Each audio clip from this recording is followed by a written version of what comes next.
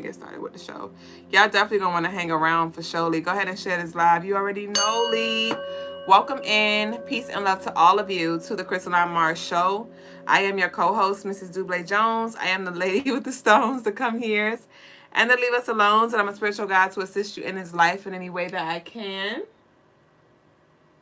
Okay.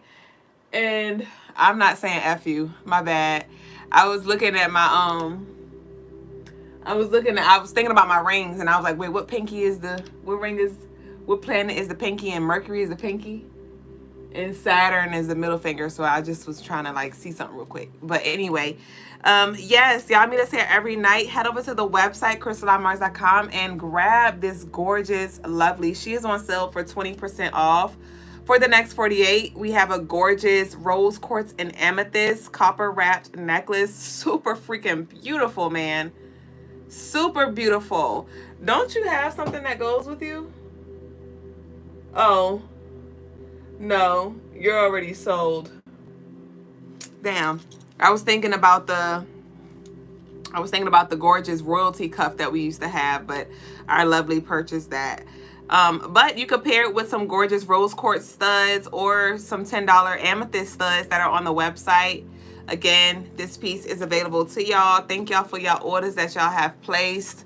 Thank y'all for the love that y'all show. Y'all were heavy on giving me flowers today, and I was very grateful. Like, I woke up to a message full of flowers, a 5-minute message full of flowers, and I also got some flowers through like comments in regards to like just the quality of my work. I got some flowers yesterday because I mean, y'all often give me flowers, y'all do, on the live and in the comments, like the word of the days and stuff like that. But it was like I really felt the love. It was like individual people going out of their way to like make sure I really smelt those flowers. And so thank y'all to all of you who just reciprocate the energy, reciprocate the love that I pour, you know. And so I send it back to you times 10 times more. But also meet us on all social media platforms. Ray said, don't you start crying. Oh, I'm goody in a hoodie. I've been doing pretty well. Honestly, I have not been emotional as you would think, which I'm grateful for. So I'm like, okay. But I know y'all feel it, even though the tears ain't there. I ain't got to cry for y'all to know it's real. But yeah, y'all meet us on all social media platforms, y'all. TikTok, YouTube, Instagram, Facebook, at Crystaline Mars. And let's go ahead and get into it. So the message of the day is more like a question of the day. And the question of the day is, would you rather the sweet lies or the bitter truths? Would you rather the sweet lies or the bitter truths? The choice is up to you. And that was a beautiful message as we enter Pisces season. The sun enters Pisces on tomorrow, on the 18th. So let's go ahead and transition over to the daily energy. So let's talk about it. Remember we talked about today, was y'all day like emotional? Was y'all day really enlightening? Remember we had all 3 water signs energy present today. So how did that manifest within you and without? But we have that energy showing up again on the 18th because now the moon is still in Scorpio. So that's one water sign. We have the daily energy adds up to 2, which is Cancer. And the sun enters Pisces, which is the 3rd water sign. And so we have this energy showing up again. We do have the 11 energy. Remember today we had that 11 energy showing up to be a pillar, that double Leo energy to fortify us and give us that strength so we may do what's needed. We have that showing up again because first off, it showed up through the episode. Today is episode, I don't know if I updated it on Instagram, but it's episode 353. That adds up to 11. And then we have the 218 that also adds up to 11. If we want to look at the beginning and the end, right? The 2 and the 9, the month and the year, that adds up to 11. So with all of these ones, it's like we're really just seeing how we have an opportunity in every moment. How we have an opportunity in every moment to choose again and again and again and again. If we're going to repeat things, if we're going to let go of things. I've been watching this show. Brother Logas was talking about it, and my spirit just led me to cut it on the other day. And I've been hooked on it like phonics. And it's called The Blood of Zeus on Netflix. And it's a really, really, really good show. I'm not usually into like animated shows and things like that, but it definitely is a deep show. And today, y'all know today the theme of today was to be aware of what's manipulating you and what's negatively influencing you. You said I love that show. So why today I'm watching the show with Brother Logas? Well, I'm not watching it with him. I'm watching it and he just sat down for a little bit. And it was this woman on the show, and she was pretty much manipulating one of the other characters on the show. And Zeus came through and told him, he was like, you know, she's manipulating you. She's influencing you. And I was like, stop! I told the guys, I was like, I channeled that energy for today, like for the collective to really, you know, ask and be aware of what's influencing. And I said those exact words, the manipulation and the influence. And so that was just confirmation. But tomorrow, going back to the daily energy, we are officially in Pisces season.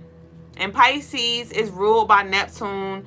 And Neptune is the planet of spirituality as well as illusions. And Neptune is considered the planet of illusions because it represents our subconscious. It represents our dreams and our fantasies, often leading to a blurring of reality.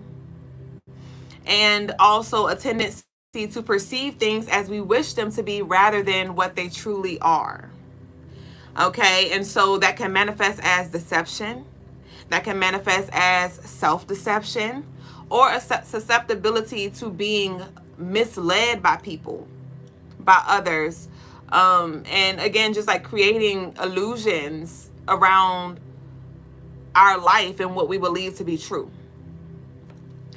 And so this is going to be the theme, honestly, for the next upcoming month as we close out this Pisces energy. And it's going to be a challenge every month. And when I say it's going to be a challenge every month, I don't say that in a way for you to dread each month, for you to only dwell in the darkness, in the negatives that will come.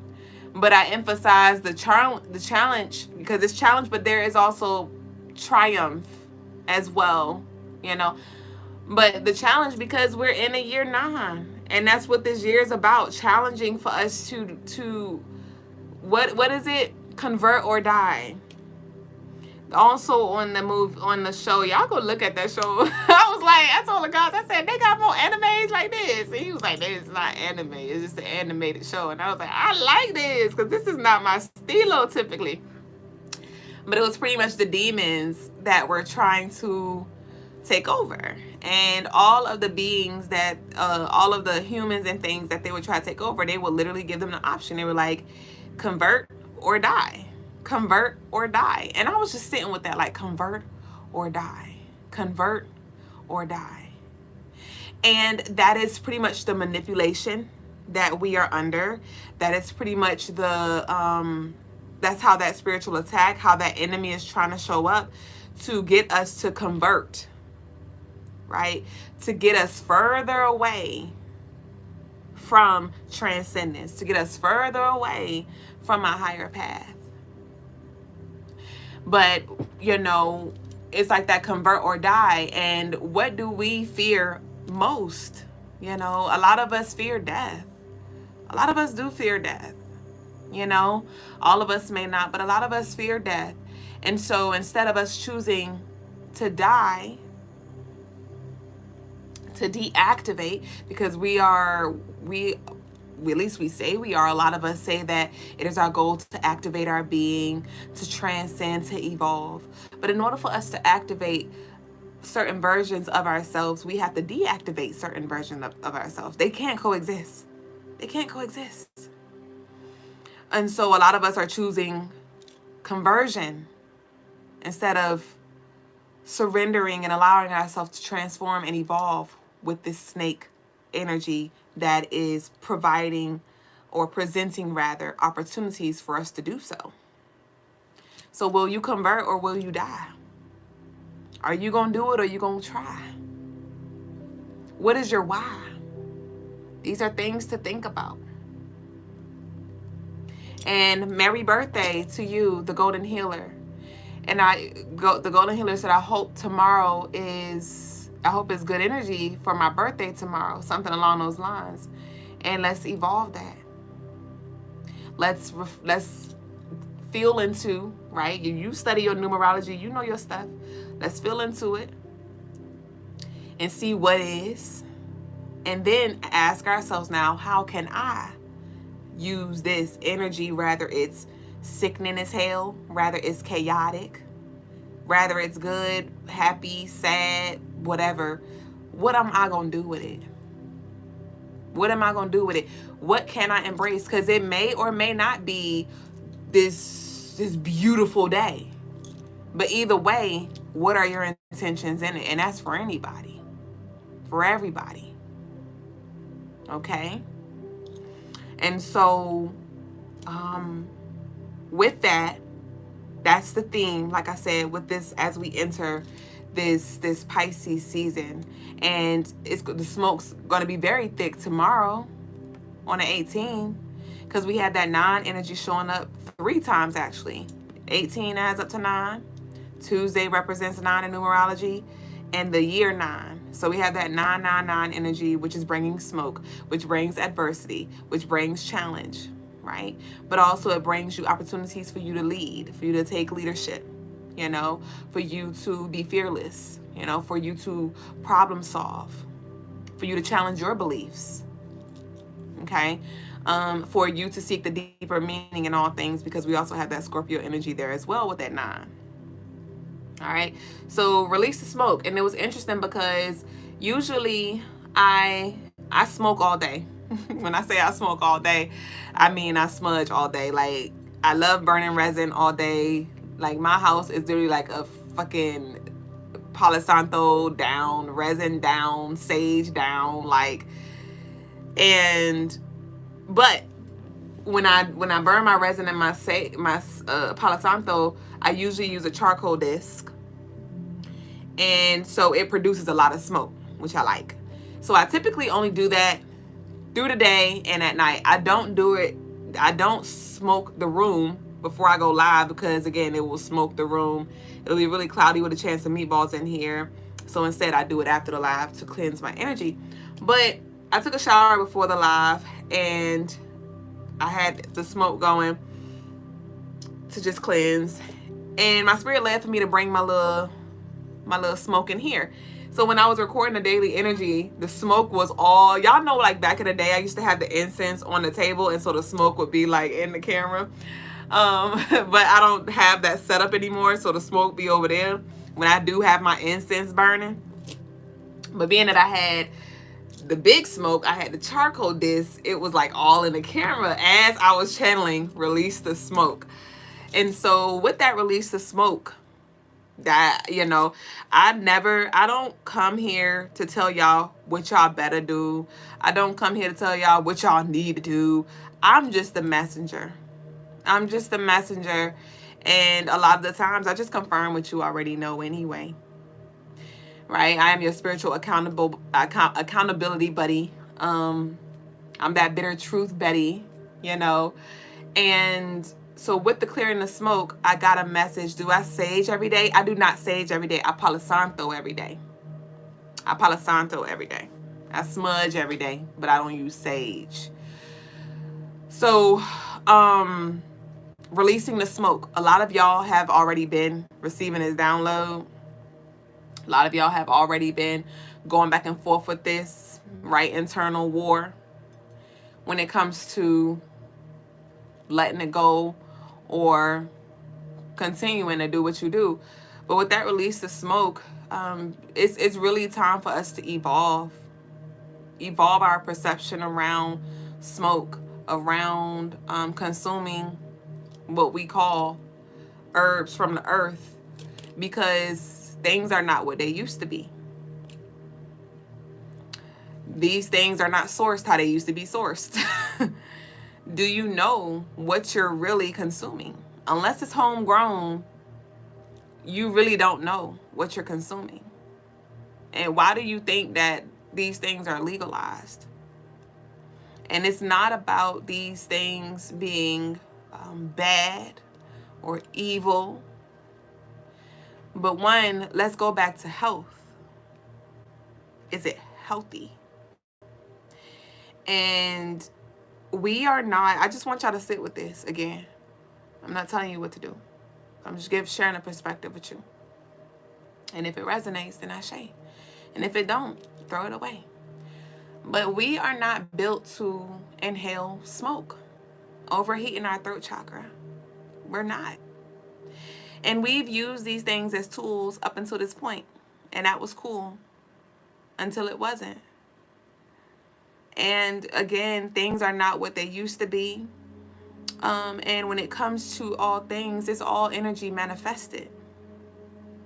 And so that's why I often say, like, what are you exchanging energy with? What spirit are you exchanging energy with? Because this is just a spirit that took on that form, that goes by that false light. Remember we talked about that yesterday with the false light, the false truths, the sweet lies, that has taken on the name of marijuana. But is it the marijuana that we know? The marijuana that we knew? Is it? And even if it was, again, that is a tool used when we're in a certain season. But because of what it brings, rather it's what you think it brings. Let's be clear. Because it may have brought that in the season. It may have brought something such as like peace, maybe clarity, enlightenment. Could have helped you with some healing or something like that. Right? But then this is just something to ask yourself, like, do I still view this tool as a tool? Or is it now a shackle? Is it a shackle? And so as we close up this year, especially on this day, as I said, the sun enters Pisces. These are just things that are going to be really on your consciousness. And it goes beyond smoke, because obviously all of us do not smoke. But this goes beyond that. It goes to, all things in life. All things in life. And this is not for you to beat yourself up every day, for you to shame yourself for having certain attachments and things. But the goal is for you to become aware of the stories that you are living out. Do you really believe what you're telling yourself? Most times we do. So, like I said earlier, it's not about it being bad. It's not about it being, evil or devilish or any of these things. But it's about, first of all, what's your why? And how long have you been telling yourself this why story? How long have you been telling yourself this story? You've been on the same page, reading the same line, doubling back. And that's what, I'm just going back to Lovely's birthday, because this is beyond her birthday, but this is speaking of the rebirth of ourselves. As a lot of you have witnessed on your own personal journey, spirituality and evolution and healing, it's not as sweet as it's painted to be. It's liberating for sure, but with higher consciousness comes higher responsibilities. which comes accountability. Because when you was sleeping, you ain't know, you ain't know. But when you do know, it begins to eat at you. When you do know, you begin to really see like, ooh, you start to see yourself. And you start to see that you can't run. And that's what this moon in Scorpio is bringing up again. And that's what we see. Like when it comes to the moon cycles, the moon, it repeats. It keeps going through the different zodiacs, and it'll recycle. Like the moon gonna be in Scorpio maybe a month and a half or so from now. Again, bringing some more stuff up. And I was thinking about it like maintenance. It's gonna always be something else. It's gonna always be something else. So let's stop waiting for it to just be over. Let's stop waiting for us to just arrive at this space where we're like, whoo, mama, I made it. I'd like to thank everybody who helped. I'd like to thank me, what Snoop Dogg say. You know, it's like, no, it's going to always be something to clean. It's going to always be a room to clean. You done cleaned up downstairs. Now you done made your way upstairs. You had started in that room. Then you had to go to that room. Then you had to do that closet. Then you had to do that bathroom. Then you had to do this office over here. Now, where you first started, dust is accumulated there.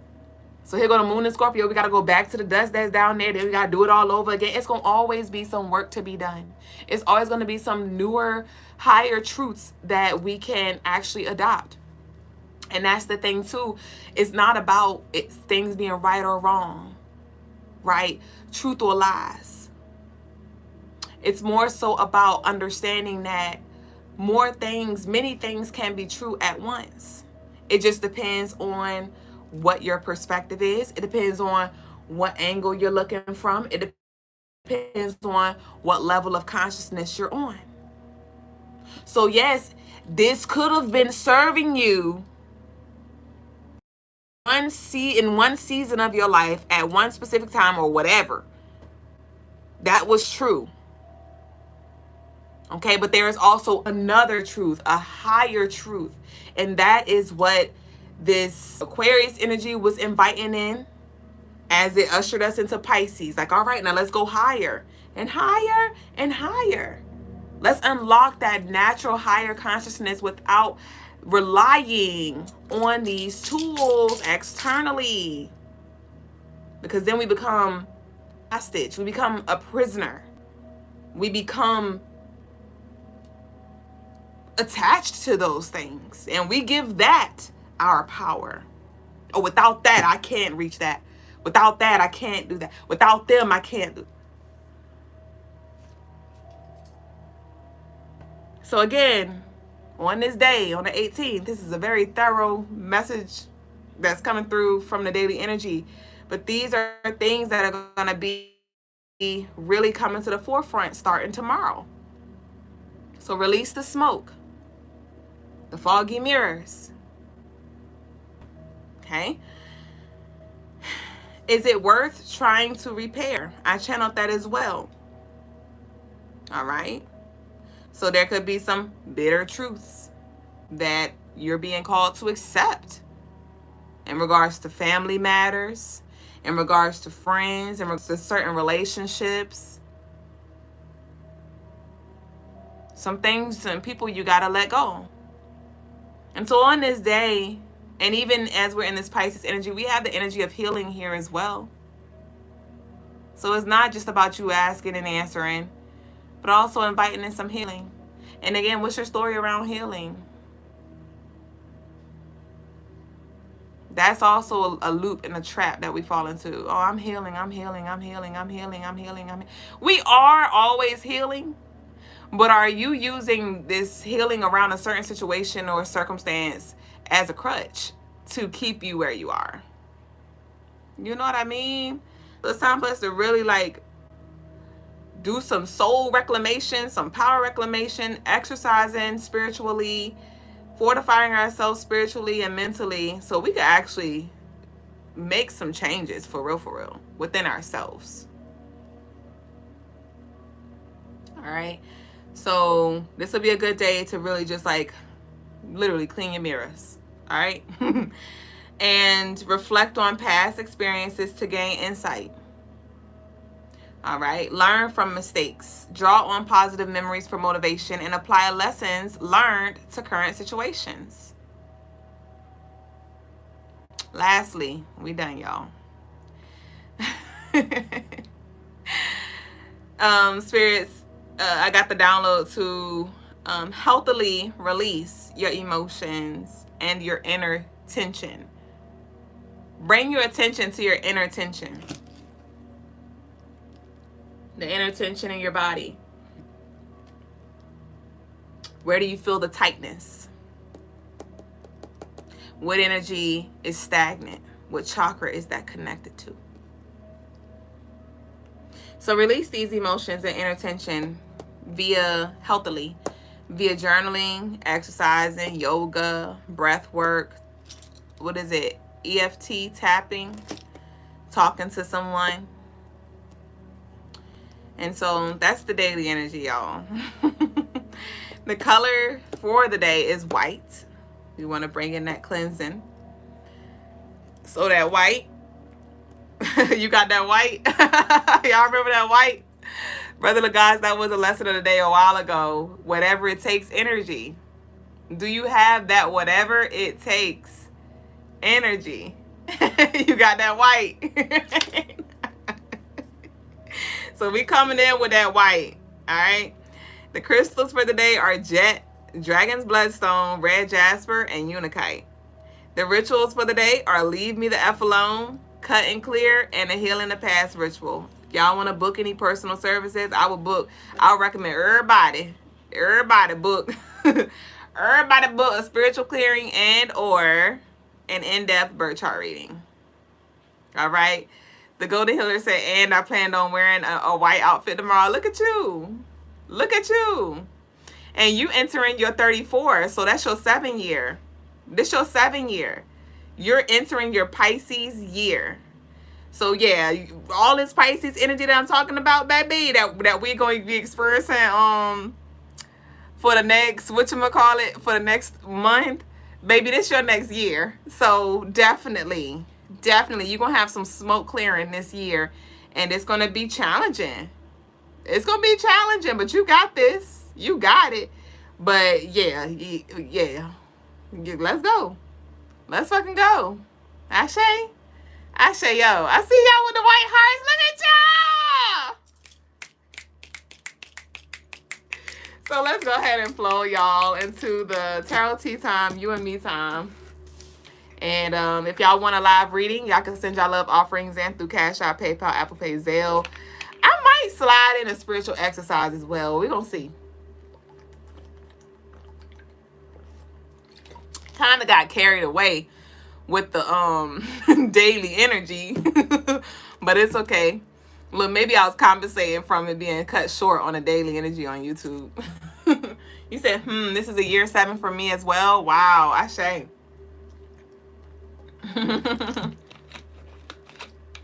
Yep. Y'all send us some love offerings so I can do some birthday readings. All right, y'all. So let's go ahead and get into it. I seen y'all talking too, but I was in my bag. I couldn't stop too much. Ashe, y'all. Hey, Celestial Bubbles. So let's see. Let's start with the unveiled. We're going to go ahead and kick it off. What we're going to do right here is go back. What we got here? I said, you know it's real, bitch. I'm listening to the frequencies. I'm listening to the frequencies, the pepperonis. The energy tried to creep up today because when I was going to the store, my spirit was like, ooh, the spicy chips. And I was like, nope. I ain't gonna do it. I was just thinking about it. I didn't do it. Lord, we got all these cards. But let's see.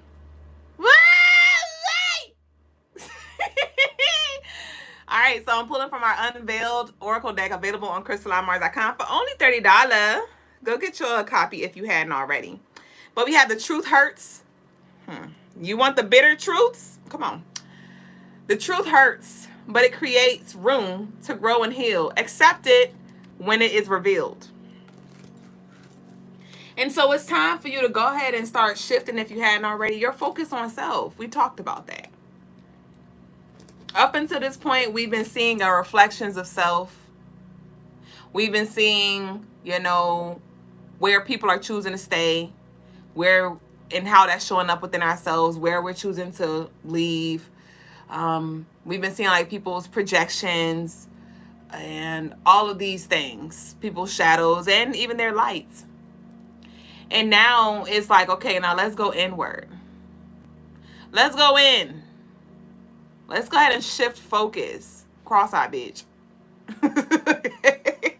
Look at you. You and what you do. We have, do not water a seed that you don't want to grow. Stop speaking on it.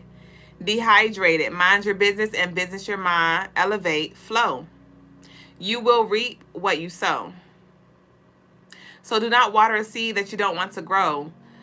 That is going back to the, there are certain things that you want to free yourself from, but you may not even be aware how your beliefs could be that thing that's keeping you attached and connected to it. You may not even realize you're watering it in another way. Because, okay, I'm going to just leave that there. So, this has to do, again, like I just talked about, with shifting focus. Some of us, we could talk all damn day about what Barbara over there doing, what Jaquan done said, what Siobhan done posted. But what are you doing, head ass ludicrous? What else we got here? The energy is losing control, so it will raise hell. Woo! It is beneath you. The eagle and the crows, they tried to keep you low. Epic fail. Now rise, coast, stay focused, sail. So, with the truth hurts, but it creates room to grow and heal. With the bitter truths energy that I tapped into earlier, as you accept and welcome in and embrace these bitter truths and see the sweetness in it, create the sweetness in it, this energy is going to lose control. So it will raise hell. And how it will raise hell may look different. It may raise hell through your family members. It may raise hell through the people at the job. It may raise hell trying to like really get in your mind. It may raise hell creating like itches in your body and ailments, or like triggering certain things that try to convince you to subscribe back to that story again. See, I need it because now my body. No, your body got used to it. Your body got hooked on it like phonics. And so now you just autopilot naturally crave it. Parasitic energy is not you. And so, and we talked about this last night. As soon as you commit to something, as soon as you say, I'm going to stop this or I'm going to do better at this, then here go that damn opportunity. Here go that damn opportunity where you say, oh, I'm about to change. I'm going to start eating better or whatever. Let's say that, right? Then they say, no, you getting invited out to dinner. Oh, it's on me. Then the enemy going to be like, I paid for it, bitch. It's on me. Just come join me. And you're like, damn, I said I was, but okay. So let's go ahead and close our eyes. We have an exercise here. We're going to do 2 exercises. Kenzela just joined the building. Ken, attuned to Ken. And she asked if we could do a heart scale check the other day. We didn't get to it. So we're going to do a heart scale and we're going to transition into the exercise that's actually on this card as well. So if you can't do it right now, it's going to be real brief, nothing too deep. Oh, maybe it's a little brief, little spiritual exercise, bitch. So yeah, if you can't join us right now, that's okay. I do encourage that you run it back. You said it. Who gonna turn down free food? Right. See, the energy be knowing. They be like, turn down. They ain't gonna turn it down. They ain't gonna turn it down. I'm gonna give it to them just how they want it. Free 99. All inclusive. All expense covered. But yeah, so come on, y'all. I invite you to close your eyes. Close your eyes. I got your love offering, baby boo. And breathe. Just take a few intentional breaths right now. And just come to the now. And do you feel any ailments? You may not actually feel the pain or the ailments, but you may feel the need to just like move your body. Crack your knuckles, stretch your back, clench your toes, release them. Move your body like a snake, ma. You know, go ahead and do whatever needs to be done right now. You may literally feel like you need to stand up and stretch a little bit. It could be the little elementary school PE stretches, touch a toe, one hand, had the other one in the air. Whatever you need to do, even if it's just lay there, that's okay. But we're going to hold a little space and allow for you to feel into your needs right now.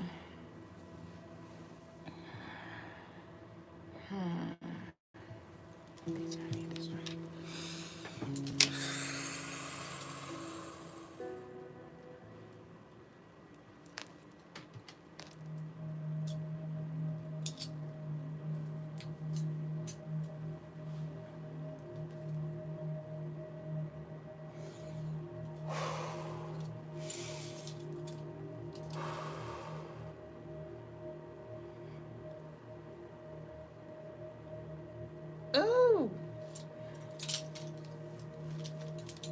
Hashay.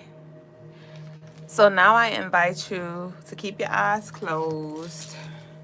And if you were standing, you can now sit down and you can pick back up in a minute. But I invite you to now visualize a scale. The two plates. On one side,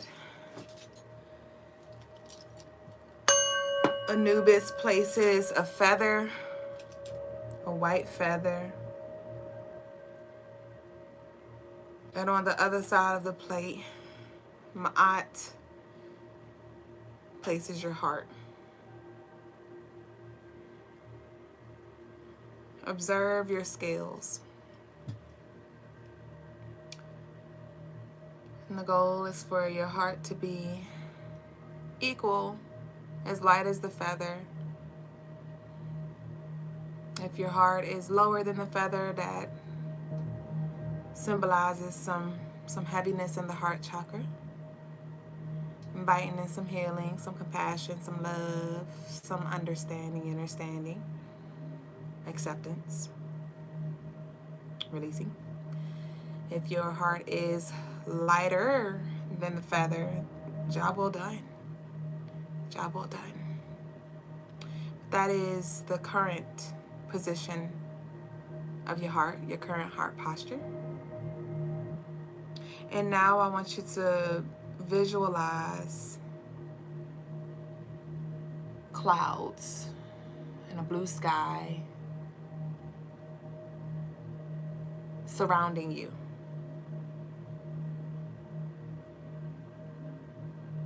And you're not really in touch with the actual body that you took on, but you see that you're in the sky. And then you begin to hear flapping of wings. And at this moment, you took on the body of an eagle. So you may now begin to soar. And below, you can see houses beneath you, streets, humans. It could be your neighborhood. Beneath you is a place that you're familiar with. You're not too far above. And from a distance, you begin to hear crows squawking, getting louder and louder, and it's a group of them. It's at least 5. And now they're all swarming, surrounding you, pecking at you. And you may literally feel the pecks in your arm, your legs, your back, your head, your feet. And they're so loud. It's hard for you to hear, even me.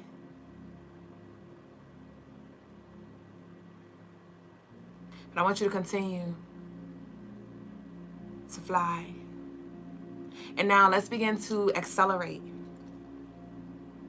going higher, ascending. And these crows are still pecking at you, still taunting you.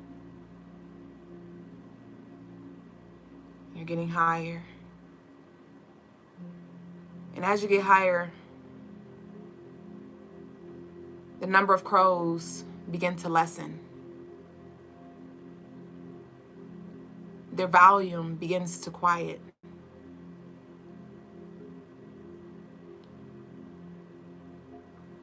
And continue to accelerate until you hear nothing but your wings flapping again.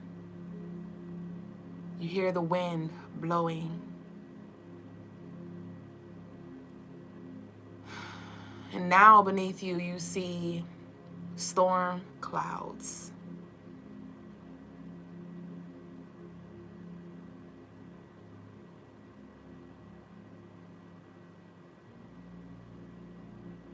Pressure was created with altitude, forcing the crows to leave you alone because they lost oxygen.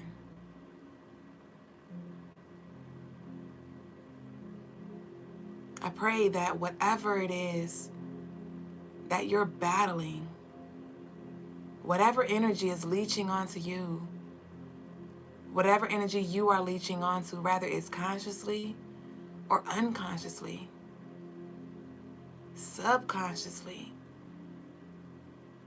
that is keeping you at a lower vibration, delaying you from arriving at your destination. May you free yourself. I pray that you see yourself.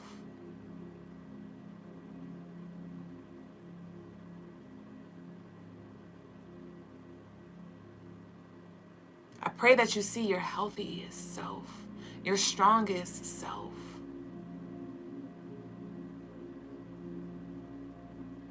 Your wisest self.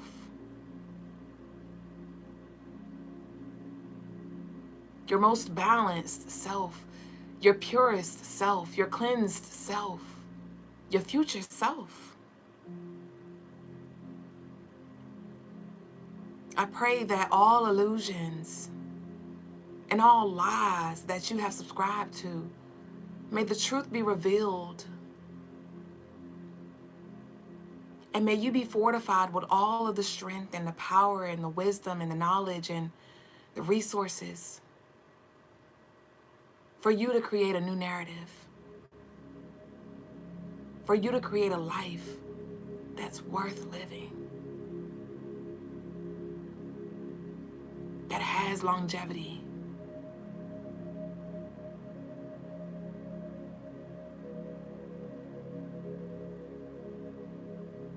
May you be restored and feel secure within yourself. And remember who you are.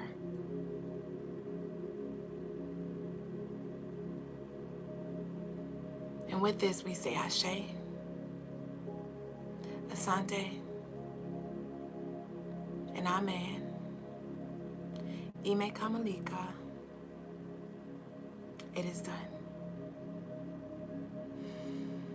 And when you are ready, you may slowly open your eyes and meet me here on the other side.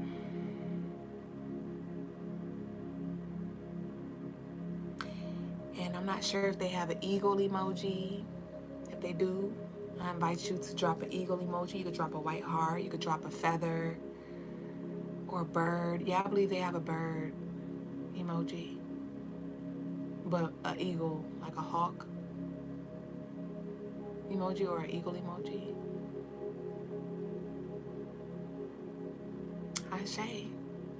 Astrology. Yep, there we go. All right, y'all. So I'm gonna go ahead and wrap this thing up. I'm gonna pull a card from this deck and we're gonna close out with our Fortitude. How was that for y'all? That was nice. That was real nice. And on the Unveiled deck, as well as the Fortitude Oracle deck, we have those exercises there. So whenever you do pull these cards, it invites you into that space. And so if that exercise resonated with you, if these decks resonate with you, again, they are available on the website, crystalinemarks.com. Ashe Rafi. Of course, Sarah. I sent in a Zelle for a general. I got you, baby. That's all we're about to close out. Oh my gosh. We have the Unbound card. Unbound. Oh my gosh. Woo! And also, it's important that, because remember we talk about spiritual hygiene. And when we talk about Pisces energy, Pisces are very prone, I remind us, Pisces are very prone to sickness, spiritually, physically. And so it's important, like one of our Fortitude cards says, the cleaner you are, the harder it is for mold to grow. So spiritual hygiene, right? Some of y'all need to smudge on a daily. Y'all need to purchase some resin, some frankincense, burn you some rosemary, some cedar, Palo Santo. Get your Florida water, take your spiritual baths more on a regular basis, whatever that is, right? But get you a system so you can keep your energy cleansed and cleared and protected as well, right? But we have the Unbound card, and it reads, releasing soul patterns, contracts, and past lives. And tell me this isn't like the energy that we just was in. So confirmation, it's like the choice is yours.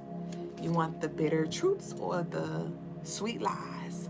The sweet lies gonna tell you what sounds good, tell you what makes you feel good, and it's gonna keep you planted. But them bitter truths, because what does a person who's mad, who's bitter, who's uncomfortable, what do?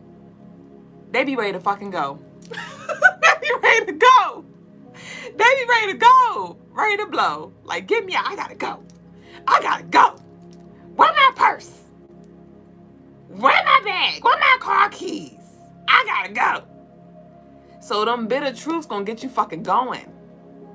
And when you really be honest with yourself, like, this is deadly, or this is toxic, this gonna keep me the fuck where I'm at. Now I wanna stay hood. Let me go.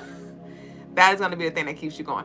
But that sweet truths, the sweet lies, right? Because we wanna merge the two. See the duality, the lies and the truth in it. But those sweet lies gonna have your ass sitting there waiting for seconds. Waiting for, dang, can I get a second round? Next thing you know, you full of lies, bitch. You full of lies.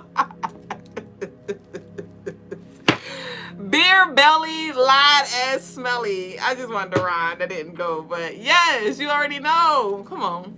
I want to put one more. Truth sets you free. Trying to let go of a long, toxic relationship. Did I say that on the live, or did I say that on the daily energy? I know I said it on one of the things. I said, are you going to do, or are you going to try? Are you going to accept the truth, or are you going to believe a lie? Like, what's he going to do? What's your why? I think I said that today. I meant the show. All right, so then we got Priestess. How are you being called to step up and lead? Again, with all of that one energy that we talked about. This is energy preparing us for Aries season. A new cycle, a new year. Like, let's go ahead and clear it out. So I want to close out with a Fortitude, and then I'm going to get into Lovely's reading. If y'all do want a reading tonight, y'all can go ahead and send y'all love offerings in.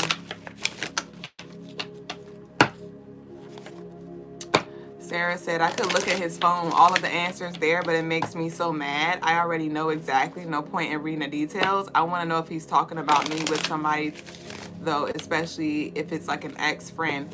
Why are you worried about that? You worried about the wrong thing. You need to be asking yourself why the hell you staying. You need to ask yourself, why are you still worried about who he's talking about, who he's talking to about you? You need to be asking yourself, why do I want to look through his phone? You need to be asking yourself, why am I fucking staying here? You worrying about the wrong thing. It sounds like a cut and clear, my dear. Sounds like a cut and clear. Need to be near, my dear. All right, let's see. We talked about that. Stop worrying about everybody else. What are you doing? Why are you staying? Why are you tolerating certain things? All right, so let's close out. We got everything does not need to be addressed in the physical realm. Only you can provide yourself that closure and healing that you need. Forgive, release, and receive. So some of y'all just may need to take a different approach when it comes to how you've been doing something, right? Everything doesn't need to be addressed in the physical, so you may need to take a spiritual approach. You may need to take like a telepathic approach with something different. You know, take a different approach when it comes to something. But to those of you who are waiting for closure, right? Waiting for somebody to take accountability, responsibility, you forgive them, release them, and go on about your motherfucking day. Do yourself a favor and say peace, love, ashe. All right, so that concludes the Tarot Tea Time, You and Me time. Thank y'all for sharing this space. Again, head over to the website, CrystalineMars.com. Book y'all cut and clears, my dears. Y'all leave me the fuck alone. Your spiritual clearings, 20% off. Like, take advantage of it while it's here, y'all. Like, I told y'all, I thank y'all for showing up every night. But when it comes to your one-on-one, what you doing? When it comes to your investments, what you doing? What you doing? I mean, it's good to know, but it's like, okay, now what you gonna do with the information that you know? Like, what you gonna do with it? How are you gonna apply that? You know? All right, so let's close out with our declaration. Can't forget about that. So let's go ahead and let's do it. I accept. Let's go ahead and declare this energy. I accept the bitter truths, or I invite in the bitter truths. I welcome the bitter truths. I accept the bitter truths. I embrace the bitter truths, whatever resonate with you. But let's go ahead and bring that as here when it comes to that bitter truths, so we may free ourselves. And it may hurt, but it will also, again, heal. It will also reveal truth, a higher truth. So y'all go ahead and leave that down below in the description box, not description box, in the comments, y'all. And we're now going to go ahead and get into the Golden Healers general reading. So let's see what we got for baby boo. Okay, so I'm feeling work your light. Ashe.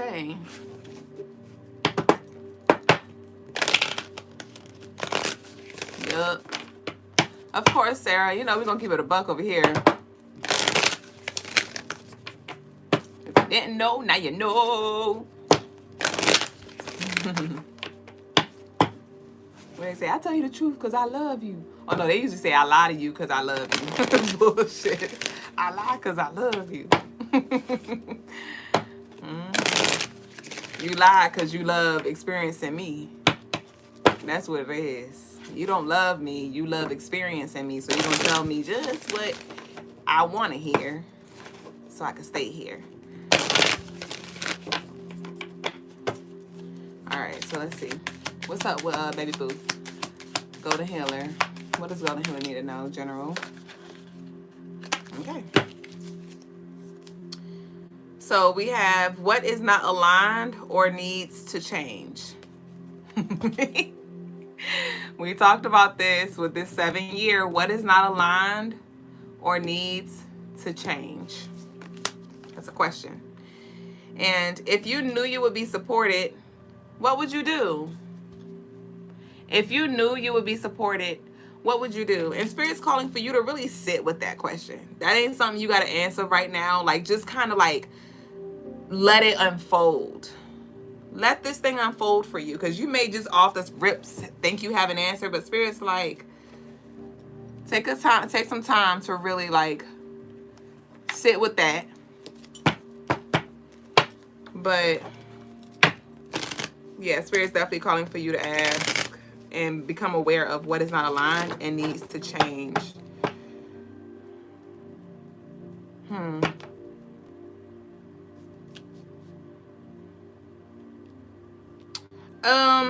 Interesting.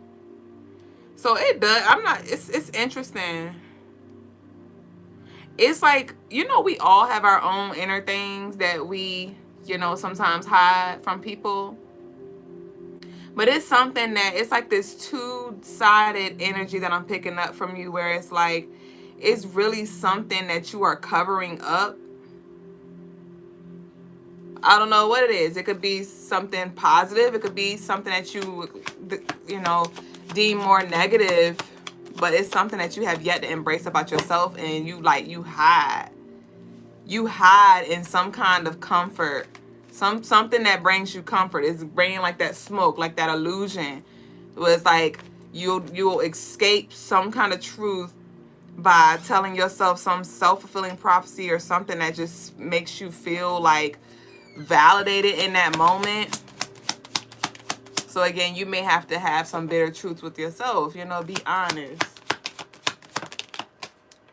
Okay, so we have the Three of Wands here. And we have coming out. So, okay. So what I'm getting for you with this Three of Wands and the coming out, this energy or these truths are coming out ultimately to give you the opportunity to expand your perspective around something. Somebody can be coming out to share, because this does feel like, it could be beneficial if you ask somebody who you really feel like can be honest with you about yourself, your shortcomings or whatever. But ask like, hey, like, how do I come off? Or like, just what, ask questions about yourself, and it's going to help bring some clarity here about you and help you see yourself in ways that you've been trying not to. Okay? But you're definitely being challenged to come out of this space, expand.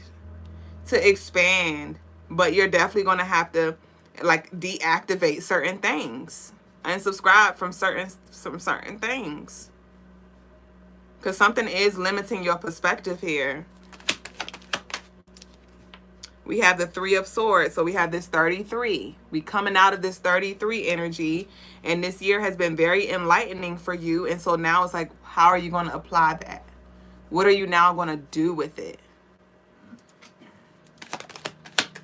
We have the Four of Coins. So we have the Three of Swords and we have the Four of Coins. So I do see a lack of mental clarity here. A lack of mental clarity. So you can benefit from like a long fast from something, whatever resonates with you. It could be a thing or two. And when it comes to fasting and pulling back from certain things, you want to make sure you replace it with something else that serves.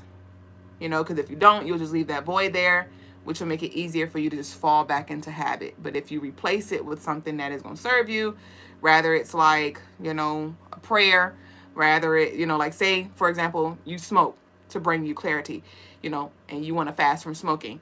Fast from smoking, and you might say, okay, what am I going to put in place of that?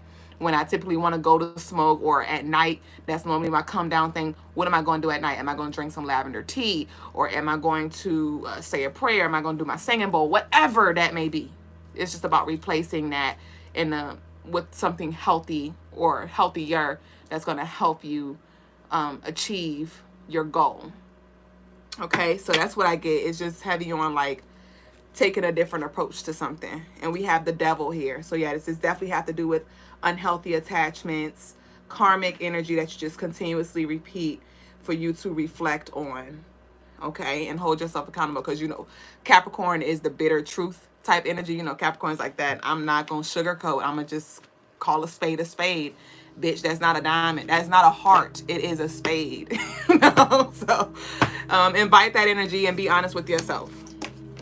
And hold yourself accountable. Period. All right, so that's what we got for you, baby boo. That concludes our time. Tonight was such a vibe. Thank y'all again for sharing this space. Run this live back. Share this live for surely. But we about to go ahead and transition. You already know Lee to the spiritual lesson.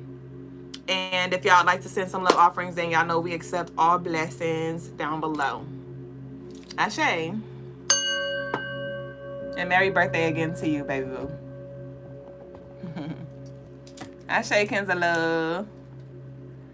All right. It's on you, babe. Peace, family. Grace. Gotta say. First up, I'll let you know right now, Capricorn will lie to your face. They will lie. But it'll be a stone cold lie.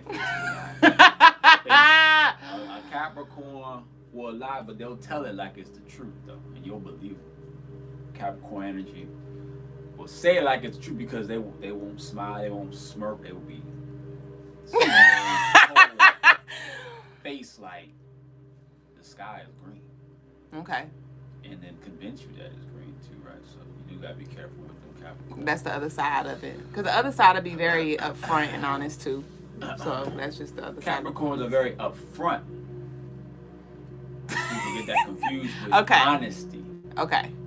No, see, a Cancer will be honest with you. So the Cancer doesn't want to lie. Because Cancer cares about, it bothers them knowing that they lied to you.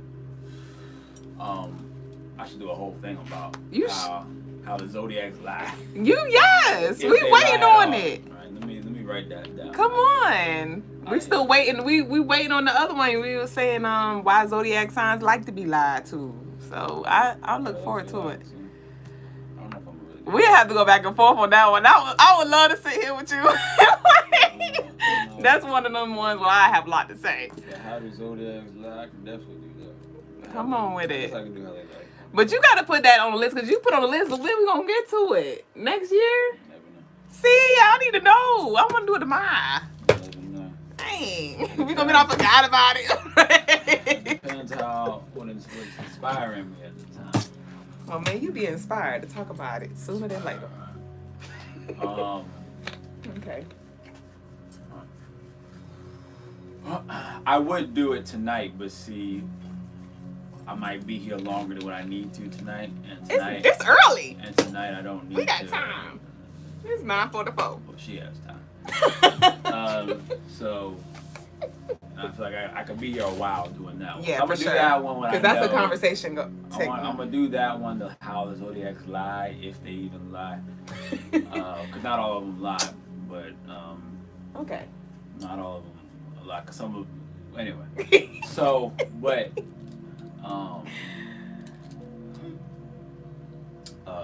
so instead of do a short one. Now the other day I was talking about how I'm not gonna do the AI. There was an AI download. I was like, I feel like that's too deep if I do that one. I feel like I might be on a radar if I do that one, right? And right now I'm not ready to be on that type of radar. Not until I get some other things in place first. So, but I can do this one. I came with another download. I can do this one, right? Because this one's like kind of out in the open in our faces, and yet we just like, we haven't noticed it. There's quantum computers, AI, that we're Chat GPT, things like that, right? There's AI, and then there's quantum computing, right? Now, quantum computers are your like, they're okay. There's AI, there's supercomputers, and then there's quantum computers. So like, supercomputers are in the middle. Quantum computers are like these ridiculously insane advanced computers. Like, supposedly, quantum computers are communicating with other quantum computers in other parallel realities. Like, this is what Google has come out and admitted to, right? So, like, quantum computers are on a whole other level, right? Now, and when quantum computers, when they're computing things, solving problems, they're doing things that puts them like, that would take an advanced supercomputer tens of thousands of years to figure out that same problem. That's how advanced quantum computers are. This being said, you got people like Elon Musk saying we need to be concerned about AI, artificial intelligence. We need to be concerned, we need to be worried, because AI is becoming more and more advanced, right? I think they were supposed to put out ChatGPT 5 last year or something like that, but they've been like holding back because of like AI is just getting so advanced, and it's like, we got to make sure we put in the right safeguards, and we got to be sure that we have it under control, and that we make sure that they can't manipulate us, and blah blah blah, and we're all just be like going along like, I mean, yeah, it is crazy, like AI is coming in, and it's so smart, so it can create works of art, and and create movies, and within like a few minutes, and blah, all these type of things, right? Which actually, a side note, this reminds me, I saw a quick clip of iRobot. To all those who've seen iRobot, back, that Will Smith movie, and he was talking to to Sonny, the AI robot, and he was like, saying how like robots, they're not like humans. They can't feel. They don't have a soul. They don't have emotion to feel. They can't create a beautiful piece of art, or like Van Gogh, or like Mozart. And then the robot said, "Can you?" Right. So he was questioning. He's like, "Wait a minute. So you're saying because I'm a robot, I can't create these beautiful things? Can you even create those beautiful things? So what really makes me a robot versus what makes you a human, right?" And that's actually something I want you to think about, because it actually does. It has something to do with what I really want to say, but I'm not going to say it. But maybe that might give you some insight on that concept. Something else that might help you to get a that might open your mind about this whole AI thing. Watch the show. There's a show. It's an animated show, not anime, but it's an animated show called Pantheon. Pantheon. It's on Netflix. I believe it's Netflix. Yeah, I think Netflix. Pantheon. Real deep. Now, I want you to understand, quantum versus AI. If they want us to be afraid of AI, they're saying that they're afraid of AI. Elon Musk, the richest man in the world. Talking about, we need to be afraid of AI. We need to be worried about AI. We need to make sure we have AI under control. We need to be sure we have it open sourced so that no one can take advantage of AI and use it against everybody else and enslave the world and blah, blah, blah.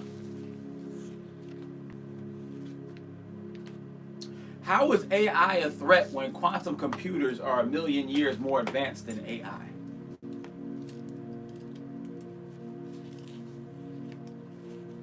That's like saying, let's say cats have the ability to walk and talk just like humans and build things.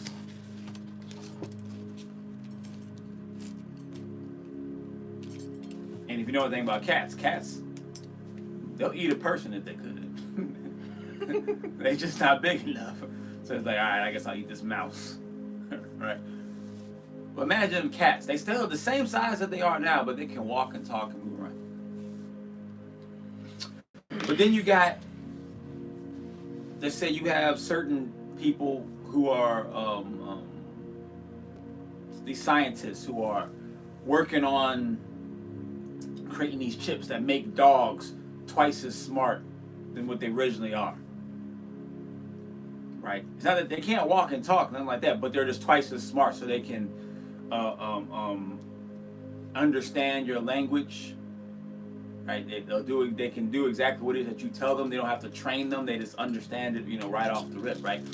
And then imagine there's certain people like, man, we gotta watch these dogs because these dogs could take over the world. They get too smart. we got to make sure we put in some parameters before we start putting these chips in them. Make sure they have these certain things in the chip that we can shut them down in case the dog, starts to get out of hand. And we're all worried about the dogs. But we know the cats over here can walk and talk like humans. But they're like, yeah, the cats, they can walk and talk like humans, and we're using them to help us build new spaceships to go into Mars and things like that. They're so intelligent, they're so great. In fact, the cats, they also have this ability to like tap into parallel universe, parallel realms. They do say that cats can see into multiple dimensions, right? So if they already say that, then the cat is the quantum computer, but we ignoring the cat because the cats are cool. Yeah, cats are cool. They got the reptilian eyes, and they can see into different worlds and all that stuff, and they're helping us build all these different, spaceships and things like that. But it's the dogs we got to worry about. It's them damn dogs with them chips in them. Who let the dogs out? Right. Who let the dogs out? That is what we are dealing with when it comes to this AI thing. AI is nothing to fear, because how can you fear AI if we already have a computer that is 1,000,000 times more advanced than the AI? That doesn't make any sense. Nobody seems to be worried about the quantum computers, but they want you to be afraid of this thing. I say this to say that there's something very deep going on with this quantum thing. There's something that we are not seeing or understanding, and it's definitely tied to the Matrix in some kind of way. It's definitely tied to the Matrix. Because how are we not afraid of this, but somehow they want the richest man and supposed to be one of the smartest men in the planet wants us to be afraid of this thing. This thing that all it can do right now is create exquisite pictures of people, can create cool designs of whatever you put into the chat. It can recreate the Bible or something. It can recreate Shakespeare, Mozart. That's what we're supposed to be afraid of. But this thing right here that's talking to parallel, and it's been doing it for quite some time, talking to parallel versions of itself, that's just a cool little science project. Don't worry about that. You worry about this little app on your phone. Worry about the app. Right? It is right in front of your face telling you that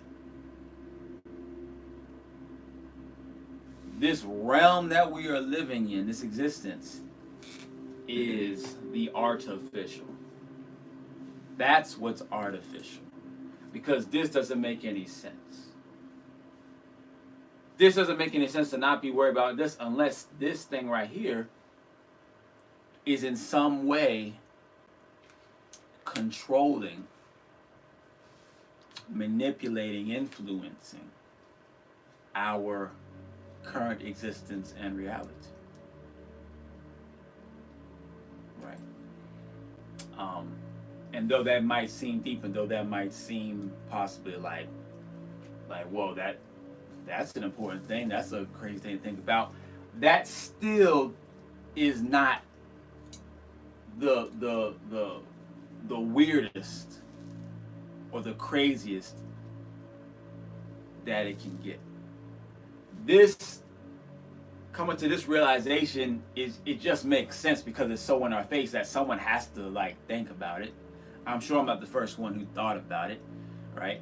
And I'm sure more people are going to start saying it. You're going to probably start seeing it on your feed now. Like, what about these quantum computers, right? They're going to really start to focus on that.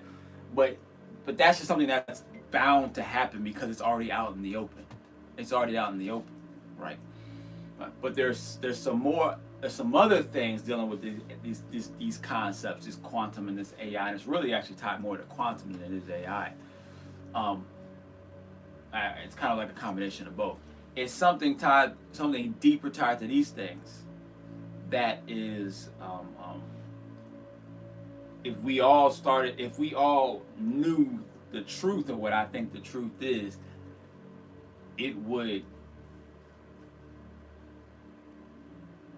it could flip our whole perspective of reality upside down, beyond just AI and computers, but it would flip our concept of religion upside down, concept of spirituality upside down.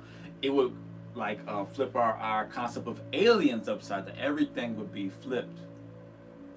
And I think if you watch just watch the show Pantheon and then come up to your own conclusion. There's only so many conclusions you can come up with.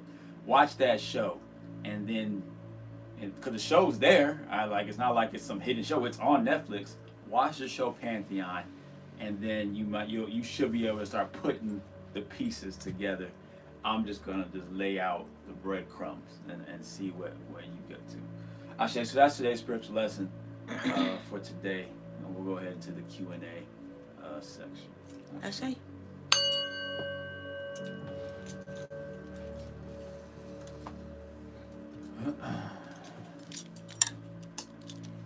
I was about to say, you could do this part. I got you. I'm going to set you up for success. I want you to know that you are blessed. And yes, to what you said, Swinterkin, my cap ears went up. But I couldn't even lie, because there are times I told lies with straight faces. Like real straight faces. All right. I ain't lied until I get caught.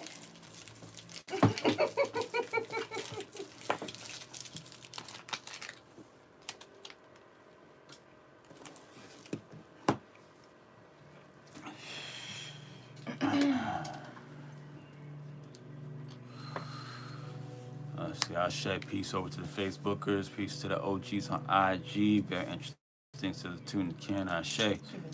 And peace over to the YouTubers. We appreciate all likes, shares, subscribes, as well as the super chats. You sound like a robot. iRobot head there. And the super chats. Mm-hmm.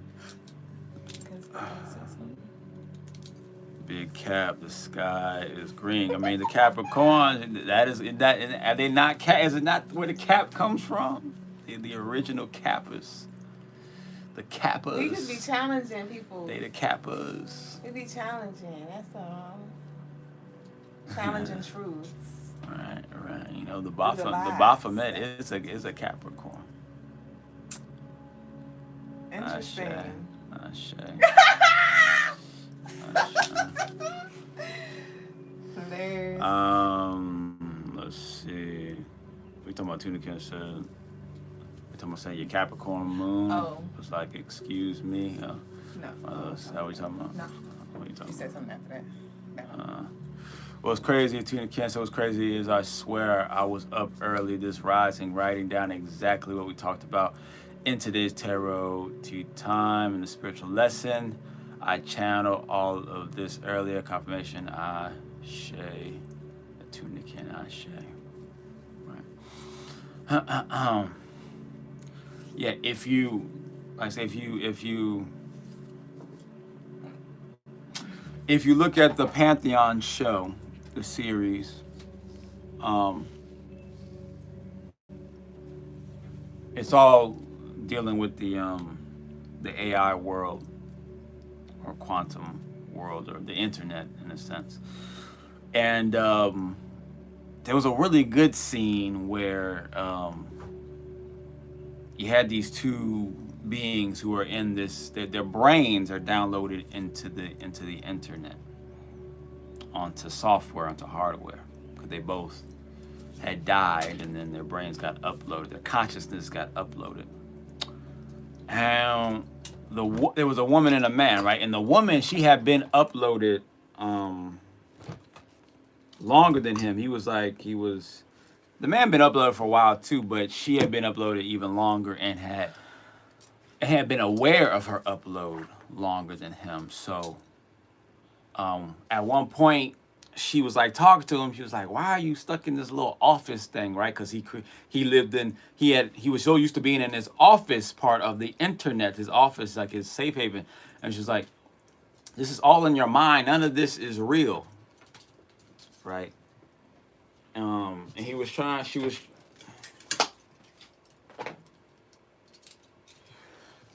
was trying to get him to expand his understanding so that they could. There was work that needed to be done, and she's like we can't do it if you keep doing things in a limited way. Like when he would be typing on a computer, but he's like, you're in a digital world. What you need a computer? The computer's not real. You're just that's an only way to allow yourself to do certain things. You create this concept of a computer, but you can actually just do things instantly, right? That's a very similar concept to this realm that we live in here, right? I've talked about this before, where I said all of these spiritual guides, all of these deities, all of these ritual tools, all of these prayers that I do, all of these things are just permissions to do what you can already do. They're just permissions to do what you can already manifest and do and create and destroy and build everything instantly at any moment in time. But you just don't believe you can, right? Now you can say you believe you can all you want to. That doesn't mean you actually believe it. But it's also important. It's important to know two things. One, that belief is the only thing stopping you from instantly manifesting anything. It's purely just belief. But two,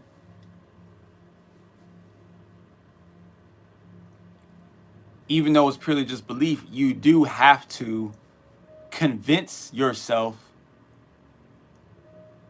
to believe you can do that instantly. You have to convince yourself. And you don't convince yourself purely by just saying, I am, everything. I am infinity. I am all things at once. Like, that's not enough. That's not enough, right? You have to go through a process of convincing yourself more and more and more and more. The soul healing concept really is just you convincing yourself. That's what it really is. But see, if I just say, you don't really need to heal your soul. You don't need all these things are just projections of your own mind. They're all just fallacies. They're all just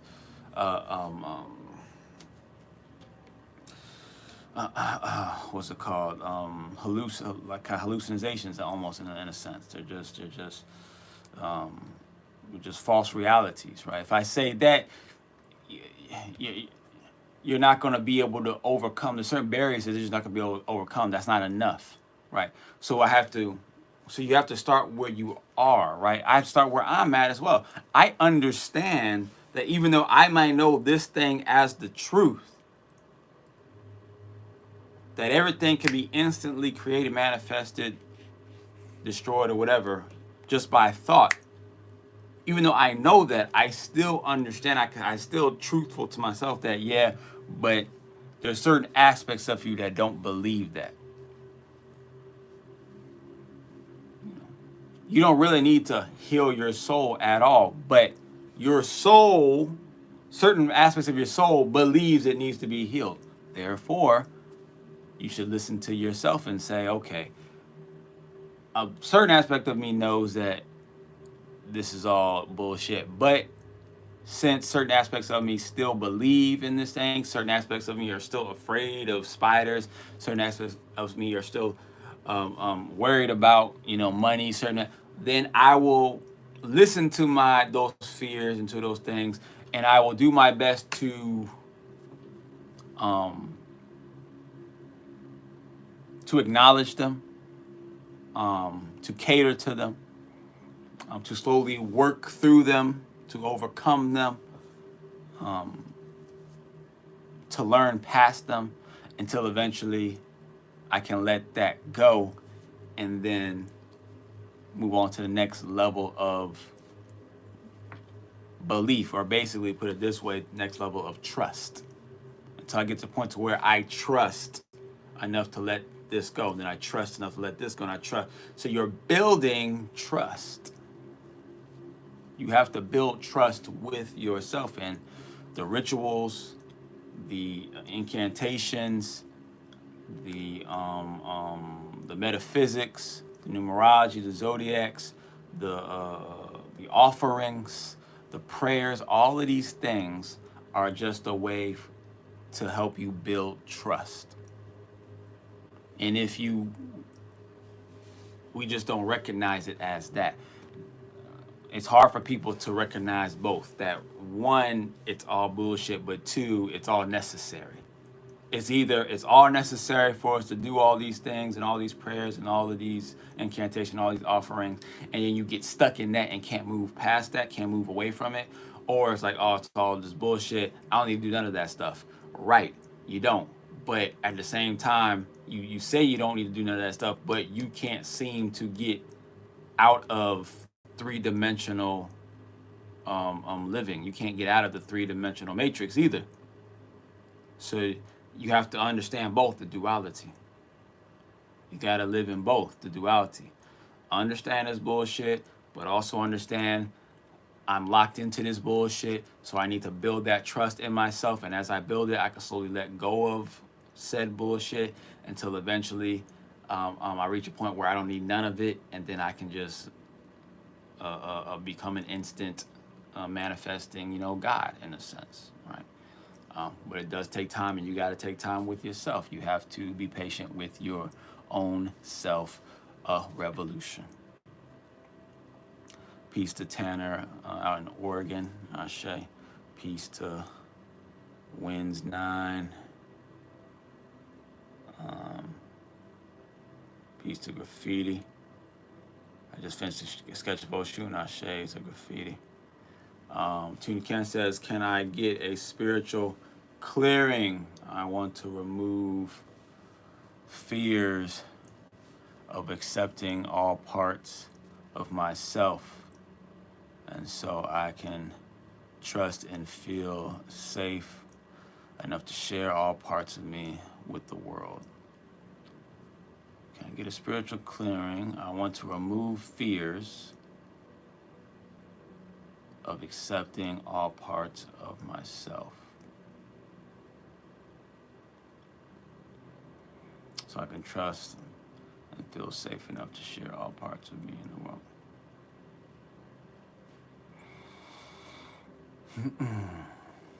Well, Tuna Ken, yeah, you can come on if you'd like to come on.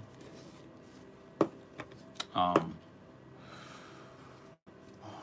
gonna tell you right now, though, all your fears not gonna be gone just from one small clearing. That's not how that works. But we can get you started in the right direction, though. But to deal with something like that, see, that's a very deep thing. To deal with fears, that means that we need to go. So if you want to get on, that means we need to go find some aspects of you that you are afraid of. And I don't know if you want to be that. See, because the thing is, you're saying you want to trust and feel safe enough to share all parts of you with the world. Are you willing to be vulnerable on this live right now? Because that means that you would need to be willing to share the things that you are afraid of. You need to be willing to at least to open yourself to see the things that you're afraid of, and not be concerned about what other people on this live might say or think about while you're going through that process, right?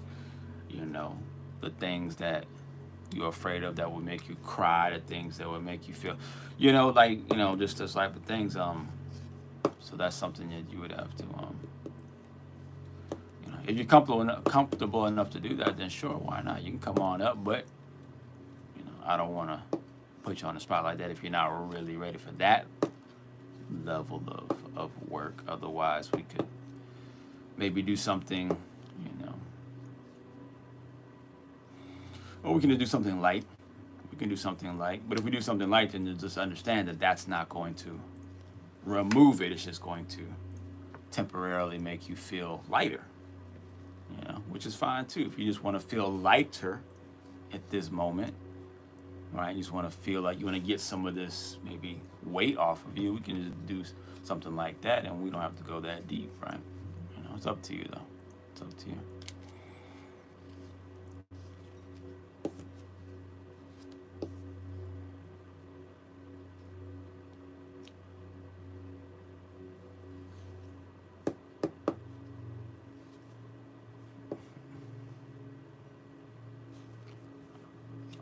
So I'll give it a tune to Kenta a minute or so to think that over.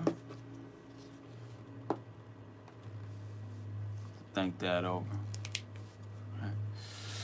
I will say though that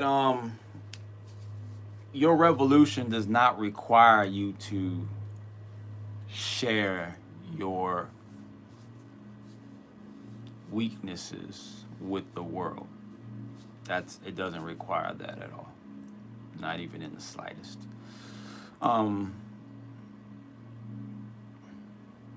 Your revolution only requires you to share it with yourself, and maybe with someone that can assist you through the process, right? Like someone like myself, right? But it does not require you to share it with the world at all. That is actually just another way. Some people like to do it that way because they feel like if I can do it in front of the world, then they feel like they've overcome. Then they've overcome it. Or that'll give them the permission to let that thing go or to overcome that fear, right? It's another form of a permission slip that's not really necessary. But for some people, they feel like it's necessary. And, you know, and if that's the only way for you to convince yourself, to trust yourself, then hey, then, you know, do what you got to do, right? I personally never felt like I needed to be vulnerable with the world. And I've done many, many videos since like on YouTube, on Instagram, since like 2000 and,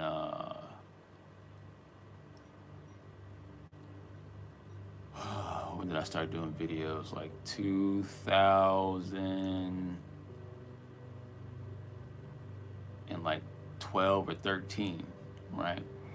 You know, but so and yeah, I've never felt like I had to be vulnerable in order to trust that I can, you know, accept certain aspects of myself or overcome certain aspects of myself. You know, I never had that permission slip inside of me, right? You know, but we all have different permission slips inside of us. You know, and it's important to know what those permission slips are, and then we can also decide to change those permission slips if we decide if we want to. You know, Bashar. If you look at a guy named Bashar, Bashar, or a guy who channels the Bashar energy, he talks about the permission slip thing a lot. Peace to Attune to Ken. Peace. Yeah, so I feel like, I might have felt like I needed that permission slip. Mm-hmm. So, are you saying, do you feel like you still need that permission slip? Do you feel like you are trying to be vulnerable right now, or are you just looking just to get some of the heaviness, just feel a little bit lighter and just get some heaviness off of you? Yeah, I feel this heaviness, but I don't want to go the route where you said the light route. I don't want to go that route. I do want to be vulnerable. I feel like I've needed the assistance to be more vulnerable, because I'm working on a project right now, and I've started a YouTube channel, and I find that I've been struggling with my first video. Like, I just been writing in my journal, and I mean, you've been crying? You've been crying? No. Okay. No. Okay. So why are you not crying? Crying? Yeah. Why would I be crying? I don't know. I can just feel it though. Like you need to cry though.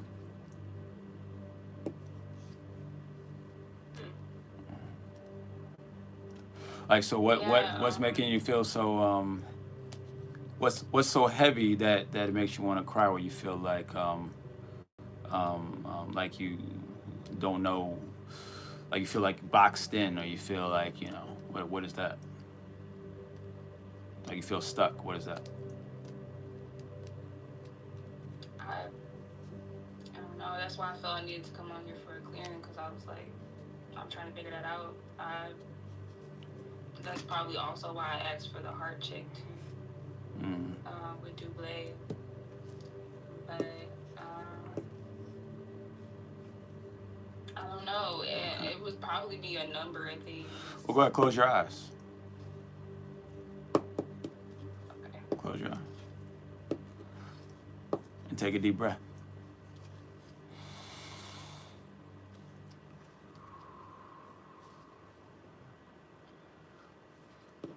And as you breathe, I want you to imagine a swirl in your heart chakra,